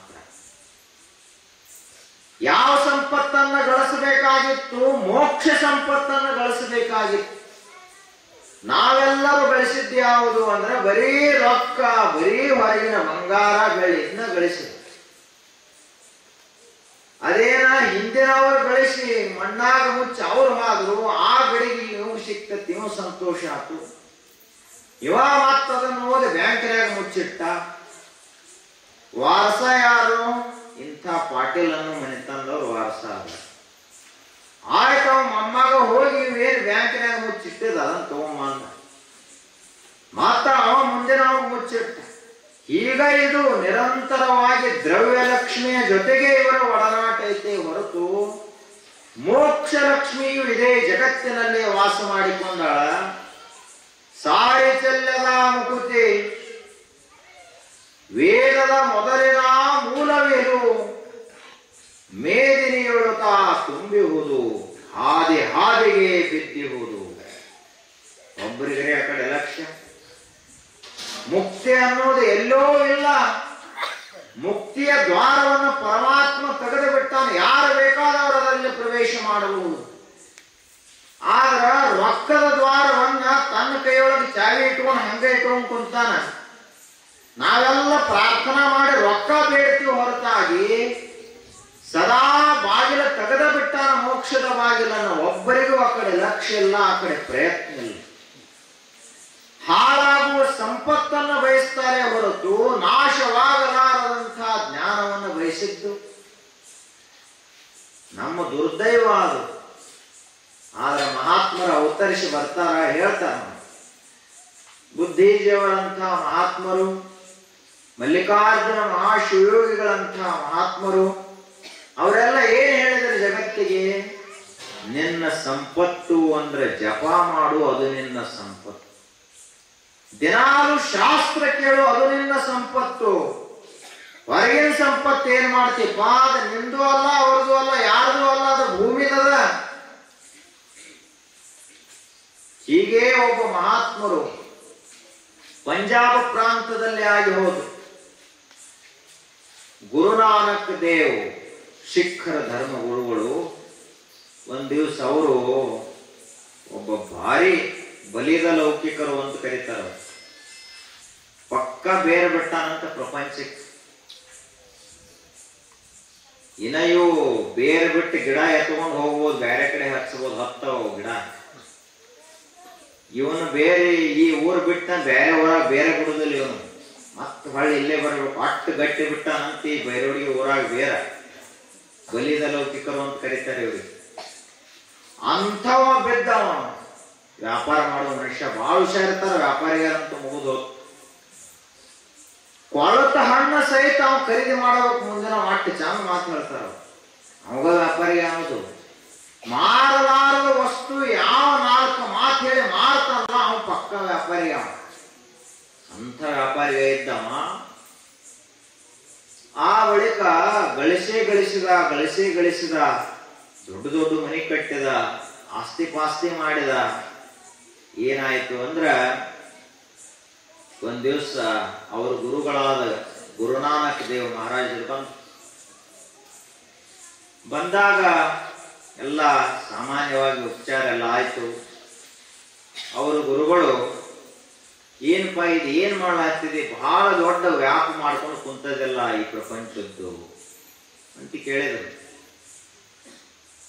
ಗುರುಗಳ ನಿಮಗೇನದರಿ, ಯಾರ್ಯಾರ ಕರೀತಾರ, 2 ಹೊತ್ತು ಊಟ ಕೊಡ್ತಾರ, ನಿಮ್ಮದು ನಡೀತದ್ರಿ, ನಿಮ್ಮದು ಎಲ್ಲಿ ಬಡಿಗೆ ಬೀಳ್ತತ್ತೆ ಅಲ್ಲೇ ವಸ್ತಿ. ನಮ್ಮದೆಲ್ರಿ ಪ್ರಪಂಚ, ದುಡಿಬೇಕು ಮಾಡಬೇಕು, ಎಷ್ಟು ಹೈರಾಣದ. ಮಕ್ಕಳರೇ ಮಾಡದ ಒಟ್ಟು ಶಾಣೆ ಇಲ್ಲ. ಈಗ ಅವರು ಮುಂದೆ 100 ವರ್ಷಕ್ಕಾಗಟ್ ನಾನ ಗಳಿಸಿಡ್ಬೇಕಂತ ನಾವು. ಆ ಬಳಿಕ ಅವ್ರ ಗುರುಗಳಂದ್ರು ಇವ್ ಬಹಳ ಹುಷಾರದಾನ, ಇವಾಗ ಹಿಂಗ್ ಹೇಳಿ ತಿಳಿಯುದಿಲ್ಲತ್ತಂದ್ರ ಅವ್ರ ಗುರುಗಳು. ಅವರು ತಮ್ಮ ಜೋಳಿಗೆ ಒಳಗಿಂದ ಒಂದು ಸೂಜಿ ಕೊಟ್ರು. ಏನ್ ಕೊಟ್ರಿ? ಸೂಜಿ ಕೊಟ್ಟು ಹೇಳಿದ್ರು, ನೋಡಪ್ಪ ನನಗ ಇದು ಸೂಜಿನ ಬಹಳ ದಿವಸದಿಂದ ಕಾಪಾಡ್ಕೊಂಡು ಬಂದಾನೆ. ಇನ್ ನನಗೂ ವಯಸ್ಸಾಕೋತ ಬಂತು, ಯಾವಾಗ ದೇಹ ಬಿಡ್ತನೋ ಗೊತ್ತಿಲ್ಲ. ಅದಕ್ಕ ಇದೊಂದು ಸೂಜಿ ನೆನಪಲೆ ಮುಂದಿನ ಜನ್ಮಕ್ಕೆ ನೀ ತಗೊಂಡ್ಬರ್ಬೇಕಂತ ಹೇಳಿದ್ರು. ಅಕಸ್ಮಾತ್ ಅಲ್ಲಿ ಹೆಂಗೆ ಹೇಳಿತ್ತು ಅಂದ್ರ ಸೂಜಿ ಸಿಗ್ಬೇಕಲ್ಲ ಆ ಜನ್ಮದಾಗ. ಅದಕ್ಕಿದು ನಮ್ಮ ಜೋಡಿ ಕಾಯಂ ಬಂದೈತಿದು, ಅದಕ್ಕೆ ಇದನ್ನ ಬಿಡ್ಲಾಕ್ ಬರುದಿಲ್ಲ. ಎಲ್ಲಾ ಬಿಟ್ಟಂಕರಿ ಸೂಜಿ ಬಿಡ್ಲಾಕ್ ಬರುದಿಲ್ಲ. ಮುಂದಿನ ಜನ್ಮಕ್ಕೆ ಈ ಸೂಜಿ ತಗೊಂಡು ಬಾ, ನನಗ್ ಕೊಡು, ನೀನ ನನ್ನ ಶಿಷ್ಯ, ನನಗೂ ಗೊತ್ತಾಕತಿ ಅಂತ ಹೇಳಿದ್ರು. ಅವ ಆಯ್ತ ಅಂತ ಅಂದ, ತಗೊಂಡು ಕುಂತ. ಗುರುಗಳು ಮಾತು ಆ ಬಳಿಕ ಗುರುಗಳು ಹೇಳಿದ ಮಾತು ಪಕ್ಕ ನೆನಪಾತ್. ಮತ್ತೆ ವಿಚಾರ ಮಾಡಿದೆ, ಏನ್ ಹೇಳಿದ್ರು ಗುರುಗಳು? ಸೂಜಿ ತಗೊಂಬ ಅಂದಾರ. ಎಲ್ಲಿ? ಮುಂದಿನ ಜನ್ಮಕ್. ಅವ ಅಂದ, ಎಷ್ಟು ಮಾಡದಾರ ಗುರುಗಳು ಅಂದವ. ಯಾಕ? ಒಂದ ಸಣ್ಣ ಧೂಳಿಯ ಕಣ ಸಹಿತ ಒಯ್ಲಕ್ ಆಗುದಿಲ್ಲ. ಈ ಭೂಮಿಯಿಂದ ಮನುಷ್ಯ ಎಲ್ಲ ಇಲ್ಲೇ ಬಿಟ್ಟು ಹೋಗ್ಬೇಕು. ಅಂಥದ್ರೊಳಗ ಒಂದು ಸೂಜಿ ತಗೊಂಬ ಅಂತಾರಂದ್ರೆ ಎಷ್ಟು ದೊಡ್ಡ ಅದರತ್ತನ್ನವ. ಗುರುಗಳ ಕಡೆ ಅದ ಸೂಜಿ ತಗೊಂಡು ಹೋದ. ಏನ್ರಿ ಗುರುಗಳು ಏನ್ ಹೇಳಿದ್ರಿ ನೀವು? ಮುಂದಿನ ಜನ್ಮಕ್ಕೆ ನನಗೆ ಸೂಜಿ ಬೇಕಾಕೆಪ್ಪ ಕೊಡಂತ ಹೇಳಿ. ಅದನ್ನೇನು ಒಯ್ಲಾಕ್ ಆಕತ್ತೇನ್ರಿ ಅಂತ ಕೇಳಿದ. ಅಲ್ಲಪ್ಪ, ನಿಂದಿದು 4 ಅಂತಸ್ತಿನ ಮನೆ ತಗೊಂಡ್ಬರ್ತಿ ಅಂದ ಬಳಿಕ 100 ಎಕರೆ ಹೊಲ ತಗೊಂಡು ಬರ್ತಿ ಅಂದ ಬಳಿಕ ನಮ್ದು ಸೂಜಿ ಒಜ್ಜಾಕತ್ತೆ ನಿನಗಂದ್ರು. ಇದನ್ನು ತಗೊಂಬ ಅಂತ ಹೇಳಿದ್ರು. ಅವಾಗ ಶ್ರೀಮಂತಗ ದಿಕ್ ತಟ್ಟಿ ಅಂದಿನಿಂದ ಪ್ರಪಂಚದ ವ್ಯಾಮೋಹ ಕಡಿಮೆ ಮಾಡಿದ. ಅವ ಒಬ್ಬನ ಸಾಹುಕಾರತ್ತಲ್ಲ, ಇಲ್ಲಿ ಸಾಹುಕಾರಗಳು, ಇಲ್ಲಿ ಜನ ಎಲ್ಲರೂ ಹಾಗೆ ಗಳಿಸ್ತಾರ. ಸೂಜಿ ಮೊನೆಯಷ್ಟು ಸಹಿತ ಯಾರು ಒಯ್ಲಿಕ್ಕಾಗುವುದು. ಹಾಗೆ ತಪಸ್ಸಿನಲ್ಲಿ ನಿರತನಾದಂಥ ಸಂದೀಪನಿಂದ ಸಾಂದೀಪನಿ ಮಹರ್ಷಿ ಹುಟ್ಟಿದ. ಆಶಾ ಅನ್ನೋದೇ ಇರಲಿಲ್ಲ ಮಹಾತ್ಮರಲ್ಲಿ. ಹುಟ್ಟಿದಾಗಲೇ ಅವ ವೈರಾಗ್ಯ ಸಂಪನ್ನ ಆ ಬಾಲಕ. ಅದರಂತೆಯೇ ಆ ಸಾಂದೀಪನಿ ಮಹರ್ಷಿ ಸಕಲ ವೇದಶಾಸ್ತ್ರಗಳನ್ನ, ಆಗಮಗಳನ್ನ, ಪುರಾಣಗಳನ್ನ ಎಲ್ಲವುಗಳನ್ನ ಸರಿಯಾಗಿ ಅಭ್ಯಾಸ ಮಾಡಿದ. ತತ್ವನಿಷ್ಠೆಯಲ್ಲಿ ಮುಳುಗಿದ್ದ. ಸದಾ ತಪಸ್ಸಿನಲ್ಲೇ ಮುಳುಗಿರ್ತಾ ಇದ್ದ.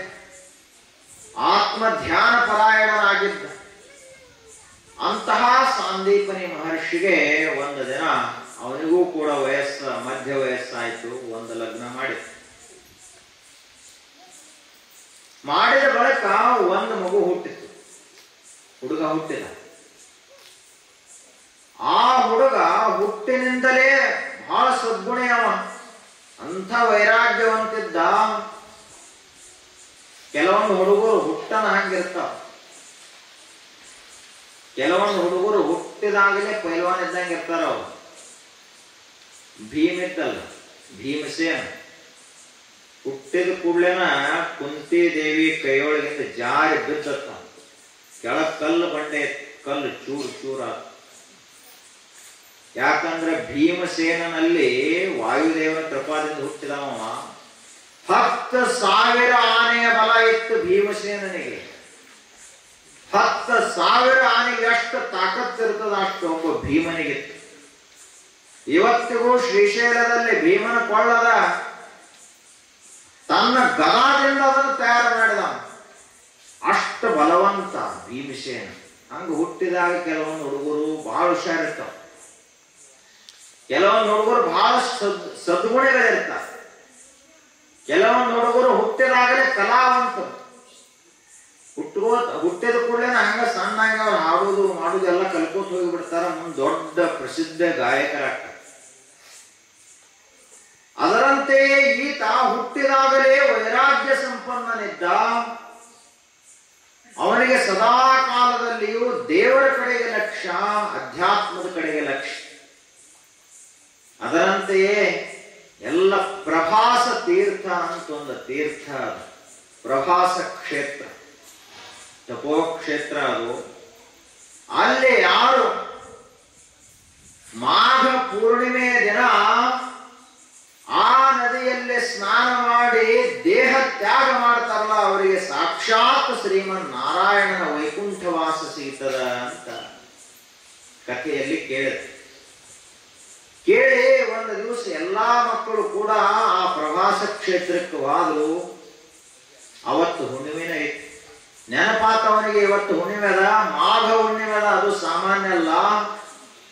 ಅದಕ್ಕೆ ಇವತ್ತಿನ ದಿನ ಈ ಪ್ರವಾಸ ಕ್ಷೇತ್ರದಲ್ಲಿ ನಾನು ದೇಹ ತ್ಯಾಗ ಮಾಡಬೇಕು ಅಂತ ನಿರ್ಣಯ ಮಾಡಿದ ಹುಡುಗ ಬರೀ 18-20 ವರ್ಷದವ. ಯಾಕೆ ಅಂದ್ರೆ ಅವ ನೋಡಿದ್ದ ಏನು, ಹಗಲು ಕಂಡ ಕಮರಿಯ ಇರುಳು ಬೀಳುವರೇ ಎಲೆ ಮರುಳು ಮನವೇ.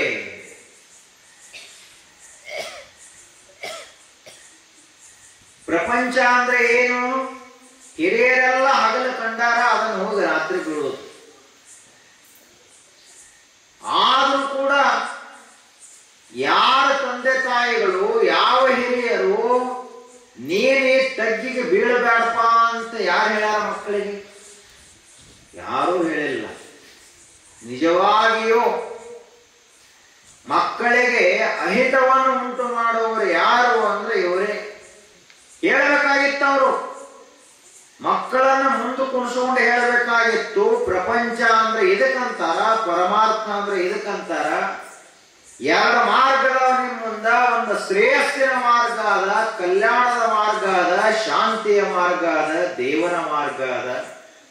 ಇನ್ನೊಂದು ಪ್ರಪಂಚದ ಮಾರ್ಗ ಅದ, ಅಶಾಂತಿಯ ಮಾರ್ಗ ಅದ, ದುಃಖದ ಮಾರ್ಗ ಅದ, ತ್ರಾಸದ ಮಾರ್ಗ ಅದ. ಈ ಮಾರ್ಗದಲ್ಲಿ ಸದಾ ಕಾಲದಲ್ಲಿಯೂ ದ್ವಂದ್ವ, ತಾರತಮ್ಯ, ಹೆಚ್ಚು ಕಡಿಮೆ, ಬಲ್ಲವ ಬಲ್ಲ, ದಡ್ಡ ಶ್ರೀಮಂತ, ಬಡವ, ಉಚ್ಚ ನೀಚ ಅನ್ನುವ ಭೇದ ಭಾವಗಳು ಪ್ರಪಂಚದ ಮಾರ್ಗದಲ್ಲಿರ್ತಾವ. ಹೇಳ್ಬೇಕಾಗಿತ್ತು. ಅವಾಗ ಆ ಮಗು, ಆ ಹುಡುಗ ಏನ್ ನಿರ್ಣಯ ಮಾಡ್ತಿದ್ದ, ಏನ ದೇವರ ದಾರಿಯನ್ನು ಹಿಡಿಯೋದು, ಏನ ಪ್ರಪಂಚದ ದಾರಿಯನ್ನು ಹಿಡಿಯೋದು. ಆದ್ರೆ ಎಲ್ಲರೂ ಕೂಡ ಏನ್ ಮಾಡಿದ್ರು, ಋಷಿಗಳಷ್ಟು ಅವ್ರು ಹೇಳಿದ್ರು, ಮಕ್ಕಳಿಗೆ ತಿಳಿಸಿ ಹೇಳ್ತಿದ್ರು ಅವರು.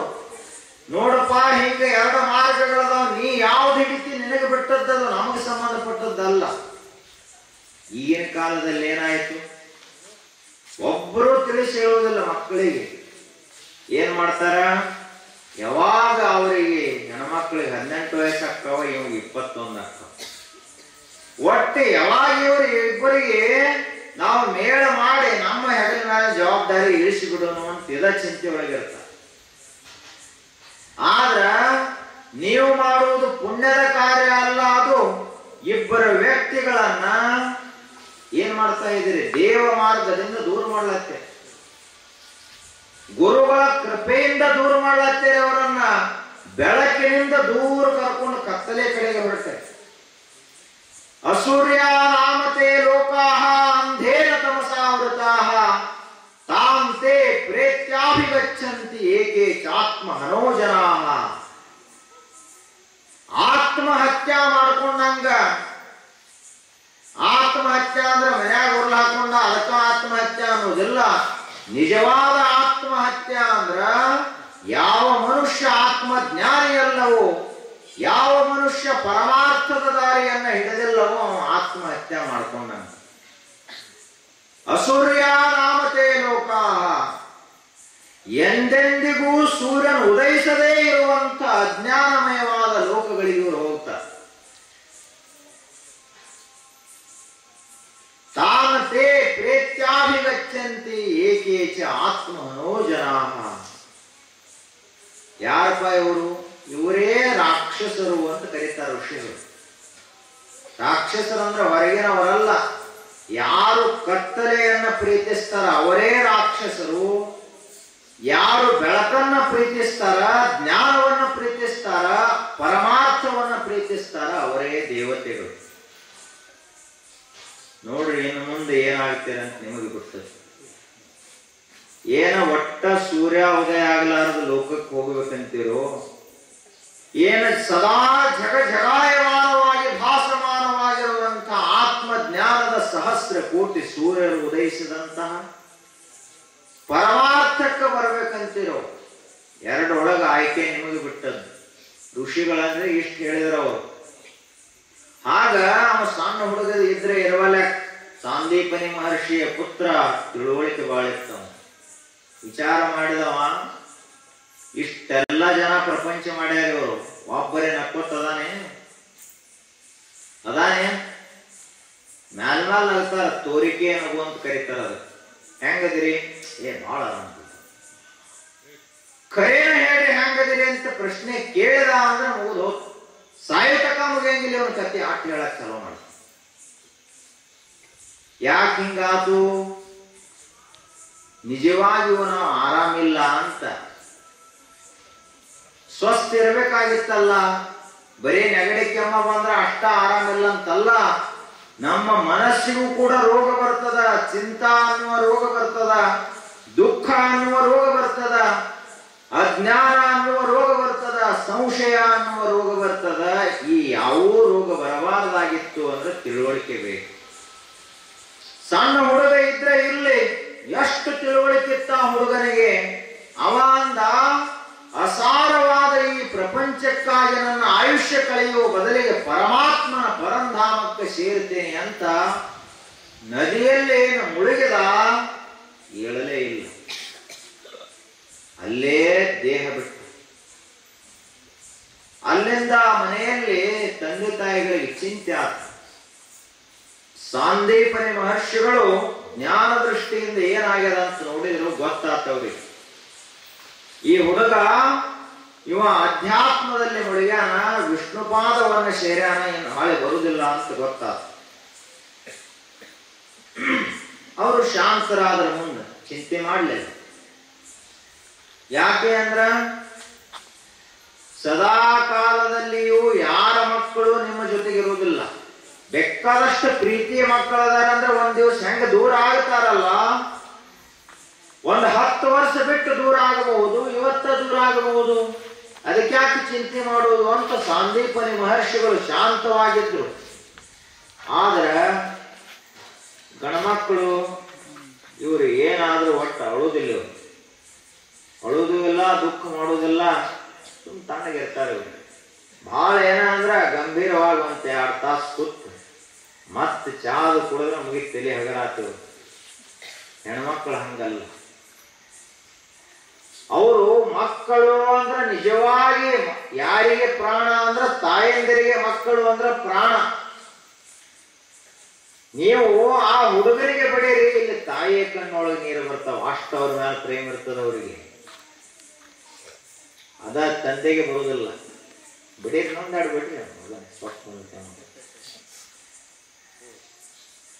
ಅವಾಗ ಇವರು ಋಷಿಗಳಾದ್ರೂ ಸುಮ್ಮಿದ್ರು, ಇವರ ಧರ್ಮ ಪತ್ನಿ ಸುಮ್ಮಿರ್ಲಿಲ್ಲ. ಅವರು ದುಃಖ ಮಾಡ್ಲಿಕ್ಕತ್ರು. ಋಷಿಗಳು ತಿಳಿಸಿ ಹೇಳಿದ್ರು, ನದಿ ಒಳಗ 2 ಕೊಡ್ಡ ಕೂಡ್ಕೊಂಡ ಹೊಂಟಾವಪ್ಪ ಅಂದ್ರೆ ಎಷ್ಟೊತ್ತಕ ಕೂಡ್ ಹೋಕ್ಕವು? ಒಂದು ಜೋರ್ ತೆರೆ ಬರುತ್ತಕ ಅಷ್ಟೇ. ತೆರೆ ಬಂತು ಅಂದ್ರೆ ಆ ಕಟ್ಟಿಗೆ ಆ ಕಡೆ ಹೋಗ್ತದ, ಈ ಕಟ್ಟಿಗೆ ಈ ಕಡೆ ಹೋಗ್ತದ. ಎರಡು ಬೇರೆ ಬೇರೆ, ನಾವು ಮುಂದೆ ಕೂಡುದೇ ಇಲ್ಲ ಅವು. ಆಗ ಎಂದೆಲ್ಲ ಒಂದು ದಿವಸ ಅವನಮ್ಮನ ಅಗಲಾಮೆ ಅದಾನ, ಹಿಂದಾಗಲ್ಯಾನ, ಅದಕ್ಕೆ ಯಾಕೆ ದುಃಖ ಮಾಡೋದು? ಮನ್ಯಾಗ ಒಂದು ದೀಪ ಹಚ್ಚಿರ್ತೀರಿ, ಆ ದೀಪ ಎಲ್ಲ ಏನೂ ಸಮಸ್ಯೆ ಇಲ್ಲ. ಎಣ್ಣೆನೂ ಪೂರ ಹಾಕಿರಿ, ಬತ್ತಿನೂ ಪೂರ್ಣ ಅದ, ಒಣತೆನೂ ಚಲೋ ಅದ. ಆದ್ರ ಪೂರ್ಣ ಬತ್ತಿ ಮುಗಿಯುವವರೆಗೆ, ಎಣ್ಣೆ ಮುಗಿಯುವವರೆಗೆ ದೀಪ ಉರಿತೈತಿ ಅಂತ ಹೇಳುವಷ್ಟು ಸಾಮರ್ಥ್ಯ ಯಾವನಲ್ಲಿಯೂ ಇಲ್ಲ. ಬತ್ತಿ ಪೂರ್ಣ ಇರಬಹುದು, ಎಣ್ಣೆ ತುಂಬಿರಬಹುದು, ಪಣತಿ ಚಲೋ ಇರಬಹುದು, ಯಾವಾಗ ಆರಿ ಹೋಗ್ತದ, ನಮ್ಮ ಕೈಯೊಳಗಿಲ್ಲ. ಆಗ ಜೀವ ದೀಪ ಯಾವಾಗ ಆರ್ತದ ಅಂತ ಋಷಿಗಳು ತಿಳಿಸಿ ಹೇಳಿದ್ರು. ಸ್ವಲ್ಪ ಸಮಾಧಾನ ಆದಂಗಾತು, ಆದ್ರೂ ಮನುಷ್ಯನೊಳಗೆ ದುಃಖ. ಹೀಗಿರ್ಲಿಕ್ಕಾಗಿ ಇತ್ತ ಸಾಂದೀಪನಿ ಋಷಿಗಳು ಜಗತ್ತಿನಲ್ಲಿಯೇ ಅಗ್ರಗಣ್ಯ ಗುರುಗಳವರು, ಗುರುಗಳಲ್ಲೇ ದೊಡ್ಡ ಗುರುಗಳು. ಯಾಕೆ ಅಂದ್ರೆ ಸಾಂದೀಪನಿ ಋಷಿಗಳನ್ನು ನಾವು ಶ್ರೀಕೃಷ್ಣ ಪರಮಾತ್ಮನ ಗುರುಗಳು ಅಂತ ಕರಿತೀವಿ. ಕೃಷ್ಣ ಮತ್ತು ಬಲರಾಮ ಇಬ್ರು ಕೂಡ ಬೆಳೀತಾ ಇದ್ರು. ಅವರಿಗೂ ಒಂದು ಯೋಗ್ಯ ವಯಸ್ಸು 7-8 ವರ್ಷ ಆಯ್ತು. ಕೃಷ್ಣ ಅಂದ್ರೆ ಯಾರು? ಸಾಕ್ಷಾತ್ ವಿಷ್ಣು ಪರಮಾತ್ಮ. ಅವನಿಗೆ ಗುರುಗಳ ಅವಶ್ಯಕತೆ ಇದೆ ಏನು? ಆದಿ ಜಗದ್ಗುರುವೇ ಪರಮಾತ್ಮ. ಗುರುಣಾಂ ಗುರುಹು ಸ ಏಷ ಪೂರ್ವೇಶಾಮಪಿ ಗುರುಹು ಕಾಲೇನ ಅನವಚ್ಛೇದಾತ್. ಯಾವ ಗುರು ಸಾಯುವುದಿಲ್ಲ, ಹುಟ್ಟುವುದಿಲ್ಲ.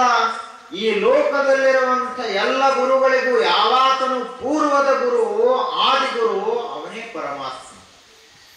ದೇವತೆಗಳಿಗೂ ಆತನೇ ಗುರು, ರಾಕ್ಷಸರಿಗೂ ಆತನೇ ಗುರು, ಮನುಷ್ಯರಿಗೂ ಆತನೇ ಗುರು.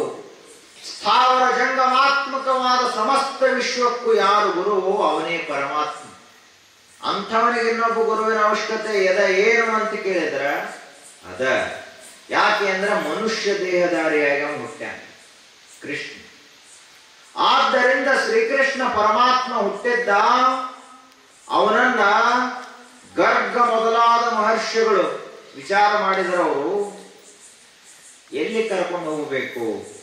ಇವರಿಗೆ ವಿದ್ಯಾ ಕಲಿಸುವಷ್ಟು ಯಾರು ಸರ್ವಜ್ಞರದಾರ, ಯಾರು ಅಷ್ಟು ಧರ್ಮವನ್ನ ಬಲ್ಲಂತವರದಾರ, ಜಗದ್ಗುರು ಯಾರದಾರ ಆಧ್ಯಾತ್ಮಿಕ ಕ್ಷೇತ್ರದಲ್ಲಿ, ಅವ್ರ ಕಡೆ ಕರ್ಕೊಂಡು ಹೋಗ್ಬೇಕು ಅಂತ ನಿರ್ಣಯ ಮಾಡಿ ಭೂಲೋಕದಲ್ಲಿ ಸಾಂದೀಪನಿ ಮಹರ್ಷಿಗಳಷ್ಟು ತಪಸ್ವಿಗಳು, ಧರ್ಮಜ್ಞರು, ತಿಳಿದವರು, ಜಗದ್ಗುರು ಸ್ಥಾನದಲ್ಲಿ ಕೂಡಿರ್ತಕ್ಕಂಥವ್ರು ಯಾರೂ ಇಲ್ಲ ಅಂತ ನಿರ್ಣಯ ಮಾಡಿ ಸಾಂದೀಪನಿ ಮಹರ್ಷಿಗಳ ಹತ್ತಿರ ಶ್ರೀಕೃಷ್ಣ ಮತ್ತು ಬಲರಾಮ ಇಬ್ಬರನ್ನು ಕರ್ಕೊಂಡು ಬಂದರು ವಿದ್ಯಾ ಕಲಿಲಿಕ್ಕೆ.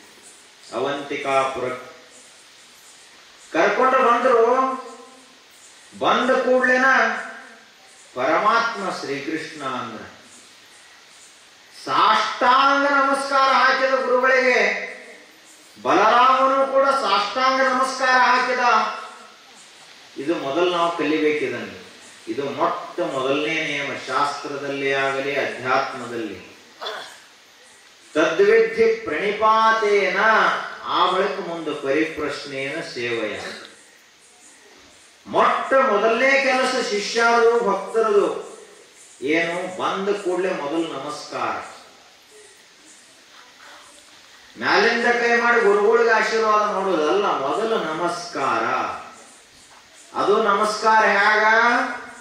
ಹೆಣ್ಮಕ್ಳಿದ್ರು ಅಂದ್ರೆ ಅಷ್ಟ ಮೊಳಕಾಲು ಊರಿ ನಮಸ್ಕಾರ ಮಾಡಬೇಕು. ಪಂಚಾಂಗ ನಮಸ್ಕಾರ ಅಂತ ಕರೀತಾರೆ. ಅವರು ಸಾಷ್ಟಾಂಗ ಹಾಕಬಾರ್ದು. ಗಣಮಕ್ಕಳು ಸಾಷ್ಟಾಂಗ ನಮಸ್ಕಾರ ಹಾಕಬೇಕು. ಇಷ್ಟು ನಮಸ್ಕಾರ ಆದ ಬಳಿಕ ಮುಂದೆ ನಿಮ್ಗೆ ಚಮತ್ಕಾರ. ನೀವು ಅಷ್ಟ ಮೇಲಿಂದ ರಾಜಕೀಯದವ್ರು ಮಾಡ್ತಾರಲ್ಲ, ಹಿಂಗ್ ಕೈ ಮುಕ್ಕೊತ್ ಹೋಗಿರ್ತಾರಲ್ಲ ಅವರು ಓಟಿನ ಸಲುವಾಗಿ, ಹಂಗಲ್ಲ. ಯಾಕೆ ಅಂದ್ರೆ ಸಂಪೂರ್ಣ ಶರಣಾಗತಿಯನ್ನು ತೋರಿಸ್ತದ ಸಾಷ್ಟಾಂಗ ನಮಸ್ಕಾರ. ಆಗ ಶ್ರೀಕೃಷ್ಣ ಪರಮಾತ್ಮ ಜಗತ್ತಿಗೆ ಜಗದ್ಗುರು ಆದರೂ ಕೂಡ, ಸರ್ವಲೋಕಗಳ ಒಡೆಯನಾದರೂ, ಸರ್ವಲೋಕಗಳ ಸೃಷ್ಟಾರ ನಿಯಂತಾರನಾದರೂ ಕೂಡ ಸಾಷ್ಟಾಂಗ ನಮಸ್ಕಾರ ಹಾಕಿದ. ಆವಾಗ ಸಾಂದೀಪನಿ ಮಹರ್ಷಿಗಳು ನೋಡಿದ್ರು, ಏನು ಪರಮಾತ್ಮನಿನ್ನ ಲೀಲಾ, ಜಗತ್ತಿಗೆಲ್ಲಕ್ಕೂ ನೀನೇ ಗುರು ಇರುವಾಗ ನನ್ನ ಕಡೆಗೆ ಏನು ಬಂದೆ ವಿದ್ಯೆ ಕಲೀಲಿಕ್ಕೆ ಅಂತ ಮನಸ್ಸಿನಲ್ಲಿ ಅಂದ್ರು. ಆದರೂ ಲೌಕಿಕ ವ್ಯವಹಾರದ ಪ್ರಕಾರ ಅವರನ್ನು ಶಿಷ್ಯರನ್ನಾಗಿ ಸ್ವೀಕಾರ ಮಾಡಿದರು. ಸಮಸ್ತ ಧರ್ಮಶಾಸ್ತ್ರ, ನೀತಿಶಾಸ್ತ್ರ, ನ್ಯಾಯಶಾಸ್ತ್ರ, ತಂತ್ರಶಾಸ್ತ್ರ, ಅಧ್ಯಾತ್ಮ ವಿದ್ಯಾ, ಸಕಲ ವೇದಗಳು, ಆಗಮಗಳು ಎಲ್ಲವನ್ನೂ ಕಲಿಸಿಕೊಟ್ಟು ಅವರಿಬ್ಬರು ಅಷ್ಟೇ ಪರಿಶುದ್ಧ ಮನಸ್ಸಿನವರು ಇರುವುದರಿಂದ ಎಲ್ಲವೂ ಗ್ರಹಣ ಆಯಿತು ಒಂದೇ ಸಾರಿಗೆ. ತಲೆಯಲ್ಲಿ ಅಚ್ಚೊತ್ತಿದಂತೆ ಉಳಿಬೇಕು ವಿದ್ಯಾ ಅಂತ ಹೇಳ್ತಾರೆ. ಈಗ ಬುದ್ಧಿಜಿಯವರ ಪ್ರವಚನ ಎಲ್ಲರೂ ಕೇಳಿದ್ವು ನಾವು. ಎಷ್ಟು ಮಂದಿ ತಲೆಯೊಳಗೆ ಅಪೋಳ್ ಪ್ರವಚನ ಉಳಿದದ? ಅಪೋಳ್ ಭಾಳ ದೊಡ್ಡವ್ರಿ, ಭಾಳ ಹೇಳಬಾರ್ದ್ರಿ. ಅವರೆಲ್ಲ ದೊಡ್ಡವರಿದ್ರು, ದೊಡ್ಡವರು 4 ಮಾತು ನಮ್ಮ ತಲೆಯೊಳಗೆ ಉಳಿದಿಲ್ಲಲ್ಲ. ನೀರಿಗೆ ಹೋಗಿ ಕೊಡ ಎಲ್ಲ ತುಂಬಿಕೊಂಡಾನ, ಆದ್ರೆ ಮನೆಗೆ ಬರೋದ್ರೊಳಗೆ ಒಂದು ಹನಿ ನೀರಿಲ್ಲ. ನೀರಿಗೆ ಯಾಕೆ ಹೋಗಿದ್ದ? ನೀರೇ ಉಳಿದಲ್ಲಿ ಒಂದು ಹನಿನೂ ಬಡಿಯಾಗ ನೀರಿಲ್ಲ ಅಂದ್ಬಳಕ್ ಏನ್ ಮಾಡೋದು ತಗೊಂಡು? ಅದಕ್ಕ ಎಷ್ಟು ವರ್ಷ ಕೇಳಿದೀವಿ, ಎಷ್ಟು ಗ್ರಂಥಗಳನ್ನು ಓದಿದೀವಿ ಅನ್ನೋದು ಬಹಳ ಮುಖ್ಯ ಅಲ್ಲ, ಎಷ್ಟು ಉಳಿದೈತಿ ಅನ್ನೋದು ಮುಖ್ಯ. ಆಗ ಇಲ್ಲಿ ಕೃಷ್ಣ ಪರಮಾತ್ಮನದು ಹಾಗಾಗಲಿಲ್ಲ. ಒಂದೊಂದು ಅಕ್ಷರ ಅಕ್ಷರ ಸಮೇತವಾಗಿ ಉಳಿತು, ಸಮಗ್ರವಾಗಿ ಉಳಿತು. ಎಲ್ಲ ವಿದ್ಯೆಗಳನ್ನು ಕಲಿತರು, ಗುರು ಸೇವಾ ಮಾಡ್ಕೋತ ಕಲಿತರು. ಕೃಷ್ಣನು ಕಟ್ಟಿಗೆ ಹೊಡೆದ, ಕೃಷ್ಣನು ಆಕಳ ಕಾದ, ಕೃಷ್ಣನು ಗುರುಗಳ ಮನೆಗೆ ನೀರು ತಂದ, ಎಲ್ಲಾ ರೀತಿಯ ಸೇವಾ ಮಾಡಿದ. ಗುರು ಸೇವಾ ಯಾವ ರೀತಿ ಮಾಡಬೇಕೆಲ್ಲ ಗುರು ಸೇವಾ ಮಾಡದ ಹೊರತು ಯಾರಿಗೂ ವಿದ್ಯೆ ದೊರೆಯದು. ಸೇವಾ ಮಾಡದೆ ಬಂದಂತಹ ಜ್ಞಾನ ಸುಸ್ಥಿರವಾಗಿ ಉಳಿಯದು. ಗುರು ಕೃಪೆಯಾಗದೇ ಇತ್ತು ಅಂದ್ರೆ ಆ ಜ್ಞಾನ ಆತ್ಮಜ್ಞಾನದ ಫಲವನ್ನು ಕೊಡುವುದಿಲ್ಲ. ಹೀಗದ ಅದಕ್ಕ ಕೃಷ್ಣ ಪರಮಾತ್ಮ ಎಲ್ಲ ಗುರು ಸೇವಾ ಮಾಡುವುದು ಅಂದ್ರೆ ದೊಡ್ಡ ಪೂಜಾದ ಜಗತ್ತಿನೊಳಗೆ. ಗುರು ಕರುಣಿಸಲು ಸಂಸಾರ ವಿಷಯ ಕೆಟ್ಟಿತ್ತು, ಮಾಯಾ ಪ್ರಪಂಚ ಬಿಟ್ಟಿತ್ತು, ಹುಟ್ಟ ಅರತು ಹೋಯಿತು, ನೆಟ್ಟನೆ ಗುರುಪಾದವ ಮುಟ್ಟಿ ಭವಗೆಟ್ಟೆನು ಕಾಣ ರಾಮನಾಥ. ಗುರುಗಳ ಕರುಣ ಆಯಿತು ಅಂದ್ರೆ ಏನಾಗುತ್ತದ? ಸಂಸಾರ ವಿಷಯ ಕೆಟ್ಟಿತ್ತು. ಏನವನು ಹುಚ್ಚು ಹಿಡಿಸಿತ್ತಲ್ಲ ಈ ಪ್ರಪಂಚ, ಈ ಪ್ರಪಂಚದ ಹುಚ್ಚು ಬಿಟ್ಟು ಹೋಗ್ತು. ದೆವ್ವ ಬಿಡಿಸೋರು ಇರ್ತಾರಲ್ಲ, ಬೇವಿನ ಟೊಳ್ಳೆ ಹೊಡೆದು ಮ್ಯಾಲ ಬೂದಿ ಹಾಕಿ ಏನೇನು ಮಾಡ್ತಾರ. ಆ ದೆವ್ವ ಬಿಡಿಸೋರು ಬಹಳ ಮಂದಿ ಅದಾರ. ಈ ಪ್ರಪಂಚದ ದೆವ್ವ ಬಿಡಿಸೋರು ಅಂದ್ರೆ ಒಬ್ಬರು ಮಹಾತ್ಮರು ಮಾತ್ರ. ಅದಕ್ಕ ಸಂಸಾರ ವಿಷಯ ಕೆಟ್ಟಿತ್ತು, ಮಾಯಾ ಪ್ರಪಂಚ ಬಿಟ್ಟಿತ್ತು. ಪ್ರಪಂಚ ಅಂದ್ರ ಮಾಯಾ ಬಜಾರ್ ಅಂತ ಕರೀತಾರೆ ಈ ಜಗತ್ತಿಗೆ. ಈ ಕ್ಷಣಕ್ಕಿದ್ದಂಗೆ ಇನ್ನೊಂದು ಕ್ಷಣಕ್ಕಿರುವುದಿಲ್ಲ. ಹೊಸ ಹೊಸದ. ಈಗ ಹೊಳ್ಳಿ ಹೋಗಿ ನೀವು ಮನೆಗೆ ನೋಡ್ರಿ, ಅಲ್ಲೆಲ್ಲ ಬದಲಾಗಿರ್ತದ. ಊರು ಬದಲಾಗಿರ್ತೈತಿ. ಹಿಂದಿದ್ದಂತ ಊರು ನಾಳೆ ಇರಂಗಿಲ್ಲ, ಹಿಂದಿದ್ದಾಗ ನಾವು ನಾಳೆ ಇರಂಗಿಲ್ಲ. ನಾವು ಬದಲಾಗುತ್ತೀವಿ, ಜಗತ್ತು ಬದಲಾಗುತ್ತದ. ಇವತ್ತು ಹಿಂಗ್ ಗಿಡ ಆದಂದ್ರೆ ನಾಳೆ ಹಿಂಗಿರಂಗಿಲ್ಲ, ಗಿಡ ಮಸ್ತ್ ಬದಲಾಗಿರ್ತೈತಿ. ಎರಡಲ್ಲಿ ಹೊಸ ಬಿಟ್ಟಿರ್ತೈತಿ, ಹಣ್ಣಲ್ಲಿ ಉದುರಿರ್ತಾವ. ಮಾಯಾ ಪ್ರಪಂಚ ಬಿಟ್ಟಿತ್ತು. ಇಂಥ ವರ್ಣರಂಜಿತವಾದಂಥ ಪ್ರಪಂಚದ ಭ್ರಮೆ ಹೋಗಬೇಕಾಗಿತ್ತು ಅಂದ್ರೆ ಗುರು ಕರುಣ ಆದ್ರೆ ಹೋಗ್ತದೆ. ಹುಟ್ಟ ಅರತು ಹೋಯಿತು. ಹುಟ್ಟುವುದು ಸಾಯುವುದು ಅಂತೇನು ಜನ್ಮ ಚಕ್ರ ಭವಚಕ್ರ ಅದಲ್ಲ, ಅದು ಸಂಪೂರ್ಣ ಬತ್ತಿ ಹೋಯಿತು, ಇಲ್ಲದಂಗನ ಆಯ್ತು. ಇನ್ನು ಮುಂದೆ ನಾವು ಹುಟ್ಟಂಗಿಲ್ಲ. ಗುರುಪುತ್ರನಾದಂಥ ಮನುಷ್ಯ ಹೊಳೆ ಹುಟ್ಟುವುದಿಲ್ಲ. ಕಲ್ಲಪ್ಪನ ಪುತ್ರ ಆದ್ರಂದ್ರೆ ಮತ್ತೆ ಹೊಳೆ ಹುಟ್ಟ. ಮಲ್ಲಪ್ಪನ ಪುತ್ರ ಮತ್ತೆ ಹೊಳೆ ಹುಟ್ಟಾವ. ನಾವು ಗುರುಪುತ್ರ ಆದ ಅಂದ್ರೆ ಒಟ್ಟ ಹುಟ್ಟಂಗಿಲ್ಲ, ಮುಂದೆ ಮುಗಿದ ಕೆಲಸ. ಹುಟ್ಟು ಅನ್ನುವಂಥದ್ದನ್ನೇ ಸುಟ್ಟು ಬಿಟ್ರೆ ತಾನು ಹುಟ್ಟುದಿಲ್ಲ ಮುಂದ. ಆಗ ಗುರು ಕೃಪೆಯಿಂದ ಶ್ರೀಕೃಷ್ಣ ಪರಮಾತ್ಮ ಮೊದಲೇ ಬಂಗಾರ ಕಟ್ಟು ಸುವಾಸನೆ ಬಂದಂಗ ಆತು.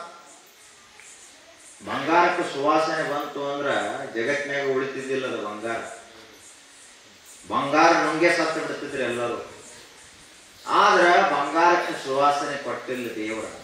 ಮಲ್ಲಿಗೆ ಹೂವಿಗೆ ಸುವಾಸನೆ ಕೊಟ್ಟಾನ, ಬಂಗಾರವನ್ನು ಕಲ್ಲಾಗೆ ಇಟ್ಟಾನ, ಅದು ಹೊಳಿತೈತೆ ಅಷ್ಟೇ. ಶ್ರೀಕೃಷ್ಣ ಪರಮಾತ್ಮರಲ್ಲಿ ಹಂಗಾಗಲಿಲ್ಲ. ಜ್ಞಾನನೂ ಆ ರೀತಿಯಾಗಿತ್ತು, ಭಕ್ತಿಯೂ ಆ ರೀತಿಯಾಗಿತ್ತು. ಆದ್ದರಿಂದ ಆತ ಮತ್ತಷ್ಟು ಪ್ರಕಾಶಮಾನವಾಗಿ ಹೊಳೆದ. ಇಬ್ಬರು ವಿದ್ಯಾಭ್ಯಾಸ ಪೂರ್ಣ ಆಯಿತು. ಶ್ರೀಕೃಷ್ಣ ಬಲರಾಮರದು. ಗುರುಗಳಿಗೆ ಮತ್ತು ಸಾಷ್ಟಾಂಗ ನಮಸ್ಕಾರ ಹಾಕಿದ್ರು. ಗುರುಗಳೇ ಹೇಳಿದ್ರು, ನೀವೆನ್ನ ಹೋಗಬಹುದು, ವಿದ್ಯಾ ಪೂರ್ಣ ಆಯಿತು.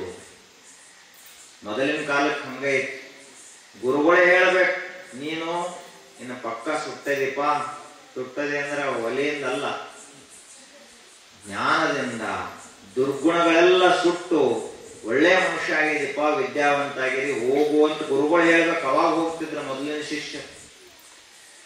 ಅದರಂತೆಯೇ ಶ್ರೀಕೃಷ್ಣ ಮತ್ತು ಬಲರಾಮರಿಬ್ಬರು ಸಾಷ್ಟಾಂಗ ನಮಸ್ಕಾರ ಮಾಡಿ ಗುರುಗಳಿಗೆ ತಮ್ಮ ಅಂತಿಮ ಸೇವೆಯನ್ನು ಸಲ್ಲಿಸ್ಲಿಕ್ಕೆ ಹೊರಟು. ಗುರುದಕ್ಷಿಣ ಅಂತ ಕರೀತಾರೆ. ಅದಕ್ಕೆ ಮೊದಲಿನ ಕಾಲದಲ್ಲಿ ಪದ್ಧತಿ. ಗುರು ಶಿಷ್ಯರೆಲ್ಲ 12 ವರ್ಷ ಗುರುಕುಲದಲ್ಲಿ ಕಲಿತ ಬಳಕ ಹೋಗು ಮುಂದ ಗುರುಗಳು ಏನ್ ಹೇಳ್ತಾರಲ್ಲ ಅದನ್ನು ಮಾಡೇ ಕೊಟ್ಟ ಹೋಗುದು. ಅವ್ರು ಏನ್ ಬೇಕಾದ ಹೇಳಿ, ಗುರುದಕ್ಷಿಣ ಅಂತ ಕರೀತಾರೆ ಅದಕ್ಕೆ. ಆಗ ಗುರುದಕ್ಷಿಣ ಕೊಡ್ಬೇಕಂತ ಇಚ್ಛಾದ ಗುರುಗಳೇ ಏನ್ ಕೊಡಬೇಕು, ತಮ್ಮ ಇಚ್ಛಾ ಏನದ ಅಂತ ಕೇಳಿದ್ರು. ಸಾಂದೀಪನಿ ಮಹರ್ಷಿಗಳು ಹೇಳಿದ್ರು, ನನ್ನ ಇಚ್ಛಾ ಏನಿಲ್ಲ. ಆದರೂ ಅವರ ಧರ್ಮ ಪತ್ನಿ ಇದ್ಲು. ಆಕೆ ಅಂದ್ಲು, ನಮ್ಮ ಮನಸ್ಸಿನಲ್ಲಿ ಒಂದೇ ಒಂದು ಕೊರಗ ಉಳಿದದ ಈ ಜೀವನದಲ್ಲಿ. ಅತ್ಯಂತ ಸದ್ಗುಣಿಯಾದ ನಮ್ಮ ಮಗ ಒಬ್ಬ ವಾದ ಪ್ರವಾಸ ಕ್ಷೇತ್ರದಲ್ಲಿ ದೇಹ ಬಿಟ್ಟ. ಇದು ಒಂದು ಚಿಂತೆ ನಮ್ಮದು ಹೋಗಬೇಕಾಗ್ಯದ. ಆ ಮಗನಷ್ಟು ಜೀವಂತ ಮಾಡಿದರೆ ಬಹಳ ದೊಡ್ಡದು ಪುಣ್ಯ ಸಿಗ್ತದ ಅಂತ ಹೇಳಿದ್ರು. ಸಾಮಾನ್ಯ ಮಾನವರಾದ ಅಸಾಧ್ಯತ್ತು. ಅವ ಲೋಕದ ಒಡೆಯನಾದ ಪರಮಾತ್ಮನೇ ಇದ್ದ. ಆಯ್ತು ತಾಯಿ, ನಿನ್ನ ಇಚ್ಛೆ ಇದ್ದಂತೆ ಮಾಡ್ತೇನೆ ಅಂತ ಇಬ್ರು ವಾದ. ಎಲ್ಲಿ ವಾದ್ರು? ಇಲ್ಲಿ ಊರಾಗ ದೇಹ ಬಿಟ್ಟ ಎಲ್ಲಿ ಸಿಗ್ತಾನೆ ನಿಮಗೆ? ಹೋಗಿ ಎಲ್ಲಿ ಬಿಜಾಪುರದಾಗ ಸಿಗ್ತಾನೋ, ಗುಲ್ಬರ್ಗದಾಗ ಸಿಗ್ತಾನೋ, ಎಲ್ಲಿ ಸಿಗ್ತಾನೋ? ಭಾಳ ಟ್ರೈನ್ಗೆ ಹೋಗಿದ್ದ ಅಂದ್ರೆ ಬೆಂಗಳೂರಿಗೆ ಸಿಗ್ತಾನೋ, ವಿಮಾನವಾದ ದಿಲ್ಲಿಗೆ ಸಿಗ್ತಾನೋ, ಎಲ್ಲಿ ಸಿಗ್ತಾನೋ? ಇಲ್ಲಿ ಓಂ ನಮ ಶಿವಾಯ ಹಚ್ಚಿರಂದ್ರ ಅವ ಎಲ್ಲಿ ಸಿಗ್ತಾನ ಮುಂದ? ಕಲ್ಲಪ್ಪ ಎಲ್ಲಿ ಹೋದ? ನಿನ್ನೆ ಬಾಳ ಊರಾಗ ದೊಡ್ಡ ಜಗಳ ಮಾಡಿದ್ದು ನೋಡತ್ತ ನಂದಿದ್ದ 10 ಮಂದಿ. ಇವತ್ತೆಲ್ಲ ಎಲ್ಲಿ ಬಾಳತ್ತವ? ಎಲ್ಲಿ ಹೋಗ್ತಾರ? ಸತ್ತವರೆಲ್ಲರೂ ಯಮಧರ್ಮನ ಮನೆಗೆ ಹೋಗ್ಬೇಕು, ಮತ್ತೆಲ್ಲಿ ಹೋಗುದಿಲ್ಲ ಅವರು. ಅದರಂತೆಯೇ ಕೃಷ್ಣ ಪರಮಾತ್ಮ ಯಮಧರ್ಮನ ಕಡೆಗೇನೆ ವಾದ. ಹೋಗಿ ಪಾಂಚಜನ್ಯ ಶಂಖ, ವಿಷ್ಣುವಿನ ಆರಾಧನೆ ಮಾಡುವವರು ಶಂಖ ಊತ್ತ. ಆ ಶಂಖವನ್ನು ಏನು ಒಮ್ಮೆ ಊದಿದ ಇಡೀ 3 ಲೋಕಗಳೆಲ್ಲ ನಡಗಿದು. ಕೃಷ್ಣ ಪರಮಾತ್ಮ ಶಂಖ ಊದಿದ. ಸಾಮಾನ್ಯ ಶಂಖ ಏನೋ, ಶಂಖ ಊದಬೇಕಂದ್ರೂ ಅಷ್ಟು ಪ್ರಾಣವಾಯು ನಮ್ಮಲ್ಲಿ ಬೇಕಾಗ್ತದ. ಅಲ್ಪ ಮನುಷ್ಯ ಅದು ಊದಿದ್ರೆ ಮುಗಿದ ಕೆಲಸ ಸತ್ತ ಬಿಡ್ತಾನ. ಆದ್ರ ಶ್ರೀಕೃಷ್ಣ ಪರಮಾತ್ಮ ಏನು ಪಾಂಚಜನ್ಯ ಶಂಖವನ್ನು ಊದಿದ, ಎಲ್ಲ ಲೋಕಗಳ ನಡೆಯಲಿಕ್ಕೆ ಪ್ರಾರಂಭ ಆದವು. ಏನಾಯಿತು ಅಂತ ನೋಡುವುದರೊಳಗಾಗಿ ಯಮಧರ್ಮ ಬಂದ. ನೋಡಿದ, ಅವ ಸಾಷ್ಟಾಂಗ ನಮಸ್ಕಾರ ಹಾಕಿದೆ ಯಮಧರ್ಮ. ಲೋಕಕ್ಕವ ಯಮಧರ್ಮ ಇರಬಹುದು, ಆದರೆ ದೇವರಿಗೆ ಯಾವ ಯಮಧರ್ಮ? ದೇವರ ಇವನಿಗೆ ಒಬ್ಬ ಮಂತ್ರಿ ನೇಮಿಸಿದ್ದಷ್ಟೇ. ಆ ಬಳಿಕ ಏನಾಯಿತು ಲೋಕದೊಡೆಯನೆ ಅಂತ ಕೇಳಿದ. ಏನಿಲ್ಲ, ನಮ್ಮ ಗುರುಗಳ ಪುತ್ರ ಪ್ರಭಾಸ ಕ್ಷೇತ್ರದಲ್ಲಿ ಮುಳುಗಿ ದೇಹ ಬಿಟ್ಟ, ನಾವು ಹೊಳೆ ಜೀವಂತ ಆಗಬೇಕು. ಆಯಿತು, ನಿನ್ನಿಚ್ಛೆ ಇದ್ದಂತೆ ಆಗಲಿ, ಪ್ರಾಣದಾಯಕನೂ ನೀನೇ, ಪ್ರಾಣ ಹರ್ತಾನು ನೀನೇ. ಅಂದ ಬಳಿಕ ನೀನೇ ಅವನಿಗೆ ಪ್ರಾಣ ಕೊಡುವ ಶಕ್ತಿ ಇರುವಾಗ ವಿಧಿ ನಿಯಮದಂತೆ ನನ್ನ ಕಡೆಗೆ ಬಂದಿರುವೆ, ಅವನಿಗೆ ಪ್ರಾಣದಾನ ಮಾಡ್ತೀನಿ ಅಂತ ಪ್ರಾಣದಾನ ಮಾಡಿದ. ನದಿಯಲ್ಲಿ ಮುಳುಗಿದ ಹುಡುಗ ಎದ್ದ, ಆನಂದದಲ್ಲೇ ಮುಳುಗಿದ್ದ ಎದ್ದ. ಆ ಗುರುಪುತ್ರನನ್ನ ಕರೆದುಕೊಂಡು ಮತ್ತೆ ಗುರುಗಳ ಕಡೆಗೆ ಬಂದು ಅವರಿಗೆ ಒಪ್ಪಿಸಿದ್ರು. ಕಳೆದಾದ ಮಗ ಸಿಕ್ಕರನ ಎಷ್ಟೋ ಸಂತೋಷ ಆಗ್ತೈತಿ ಮನೆಯವರು. ಇನ್ನ ದೇಹ ಬಿಟ್ಟ ಮಗ ಮಳೆ ಜೀವಂತ ಅಂದ್ರೆ ಎಷ್ಟು ಸಂತೋಷ ಆಗಿರಬಾರ್ದು ಅವರಿಬ್ಬರಿಗೆ. ಸಂತೋಷ ಆಯ್ತು. ಗುರುಗಳು ಪರಮಾತ್ಮನೇ ನಿನ್ನ ಕೀರ್ತಿ ಅಜರಾಮರವಾಗಿರಲಿ ಅಂತ ಶ್ರೀಕೃಷ್ಣ ಪರಮಾತ್ಮ ಬಲರಾಮರಿಗೆ ಆಶೀರ್ವಾದ ಮಾಡಿ ಕಳಿಸಿಕೊಟ್ಟು. ಈ ಲೋಕದಲ್ಲಿ ಅಸಂಖ್ಯ ಜನ ಹುಟ್ಟಿತು, ಅಸಂಖ್ಯ ಜನ ಸತ್ತಿತು. ಎಷ್ಟೋ ಜನ ಲಕ್ಷಗಟ್ಟಲೆ ಜನ ಋಷಿಮುನಿಗಳು ಹುಟ್ಟಿದ್ರು, ದೇಹ ಬಿಟ್ಟರು. ಆದ್ರ ಅವರೆಲ್ಲರಲ್ಲಿಯೂ ಭೃಗು ಮಹರ್ಷಿಗೆ ತ್ರಿಮೂರ್ತಿಗಳನ್ನ ಪರೀಕ್ಷಾ ಮಾಡುವಂತಹ ಒಂದು ವಿಶೇಷ ಸಾಮರ್ಥ್ಯ. ಅದನ್ನ ಆ ಸೌಭಾಗ್ಯ ಭೃಗು ಮಹರ್ಷಿಗೆ ಮಾತ್ರ ಸಿಗ್ತದ, ಮತ್ತಾರಿಗೆ ಸಿಗಲಿಲ್ಲ. ಅನಸೂಯಾದೇವಿಗೆ ತ್ರಿಮೂರ್ತಿಗಳಿಗೆ ಹಾಲುಣಿಸುವಂತಹ ಸೌಭಾಗ್ಯ ಅನಸೂಯಾದೇವಿಗೆ ಸಿಕ್ತು, ಮತ್ಯಾವ ತಾಯಿಗೆ ಆ ಸೌಭಾಗ್ಯ ಸಿಗಲಿಲ್ಲ. ಅದರಂತೆಯೇ ಸಾಂದೀಪನಿ ಮಹರ್ಷಿಗಳಿಗೆ ಭಗವಂತನಿಗೆ ಗುರುವಾಗುವಂತಹ ಸಾಮರ್ಥ್ಯ, ಅವರಿಗೆ ಅಂಥ ಒಂದು ಪುಣ್ಯಶಕ್ತಿ ಮತ್ತಾರಿಗೆ ಸಿಗುವುದಿಲ್ಲ. ಈಗ ಲೋಕದಲ್ಲಿ ನಡೆದಾಡುವ ದೇವರು ಬುದ್ಧಿಜಿಯವರು ಅಂತ ಕರಿತೀವಿ. ನಡೆದಾಡುವ ದೇವರು ಅವರು ಸಾಕ್ಷಾತ್ ಪರಮಾತ್ಮ. ಅವ್ರಿಗೆ ಯಾರು ಗುರುಗಳಿದ್ರಪ್ಪ ಅಂತ ವಿಚಾರ ಮಾಡ್ತೀವಲ್ಲ ನಾವೆಲ್ಲರೂ. ಮಲ್ಲಿಕಾರ್ಜುನ ಕೋಳ ಅವರು ಗುರುಗಳು. ಇಲ್ಲಿ ಕೃಷ್ಣ ಇದ್ದಂತೆ ಯೋಗೇಶ್ವರನಾದ ಸರ್ವಜ್ಞನಾದ ಶ್ರೀಕೃಷ್ಣ ಪರಮಾತ್ಮನಂತೆ ಬುದ್ಧಿಜಿಯವರು, ಸಾಂದೀಪನಿ ಮಹರ್ಷಿಗಳಂತೆ ಮಲ್ಲಿಕಾರ್ಜುನ ಕೋಳ. ಅಂಥವರಿಗೆ ಗುರುಗಳಾಗಬೇಕು ಅಂದ್ರೆ ಅವರೆಷ್ಟು ಮಹಾಜ್ಞಾನಿಗಳಿರಬಾರದು ಮಲ್ಲಿಕಾರ್ಜುನ ಕೋಳು. ಆದ್ದರಿಂದ ಅಂತಹ ಕೃಪೆಯ ಪರಿಣಾಮವಾಗಿ ಅಲ್ಲಿ ಅವರಿಬ್ಬರು ಬಲರಾಮ ಮತ್ತು ಶ್ರೀಕೃಷ್ಣ ಪರಮಾತ್ಮರಿಬ್ಬರು ಗುರುಗಳ ಆಶೀರ್ವಾದ ತಗೊಂಡು ಹೊರಟುವಾದರು. ಇತ್ತ ಕಡೆಗೆ ಸಾಂದೀಪನಿ ಮಹರ್ಷಿಗಳು ಕೂಡ ತಮ್ಮ ಗೃಹಸ್ಥಾಶ್ರಮವನ್ನು ಮುಗಿಸಿ ವಾನಪ್ರಸ್ಥ ಮುಂದೆ ಸನ್ಯಾಸಾಶ್ರಮಕ್ಕೆ ಹೋಗಿ ಸದಾ ಕಾಲದಲ್ಲಿಯೂ ಆತ್ಮ ಜ್ಞಾನದಲ್ಲಿ, ಆತ್ಮ ಚಿಂತನೆಯಲ್ಲಿ, ಆತ್ಮ ಧ್ಯಾನದಲ್ಲಿ ಮುಳುಗಿ ಈ ದೇಹವನ್ನ ಹೆಂಗ ಬಿಟ್ರು ಅಂದ್ರ, ಹಣ್ಣಾದ ಎಲೆ ಗಿಡಕ್ಕೆ ಏನಾದ್ರು ತ್ರಾಸ ಮಾಡಿ ಅದು ಬೀಳ್ತೈತೋ, ಗಿಡದಂದ ಒಂದು ಹಣ್ಣ ತ್ರಾಸ ಮಾಡಿ ಅದು ಬೀಳ್ತೈತೋ, ಅದಕ್ಕೆ ಗೊತ್ತಾಗಲಾರ್ದ ಬೀಳ್ತೈತೋ, ಗೊತ್ತ ಸಹಿತ ಆಗುದಿಲ್ಲ ಹಣ್ಣೆಲೆ ಬೆತ್ತು ಅಂತ ಗಿಡಕ್ಕೆ.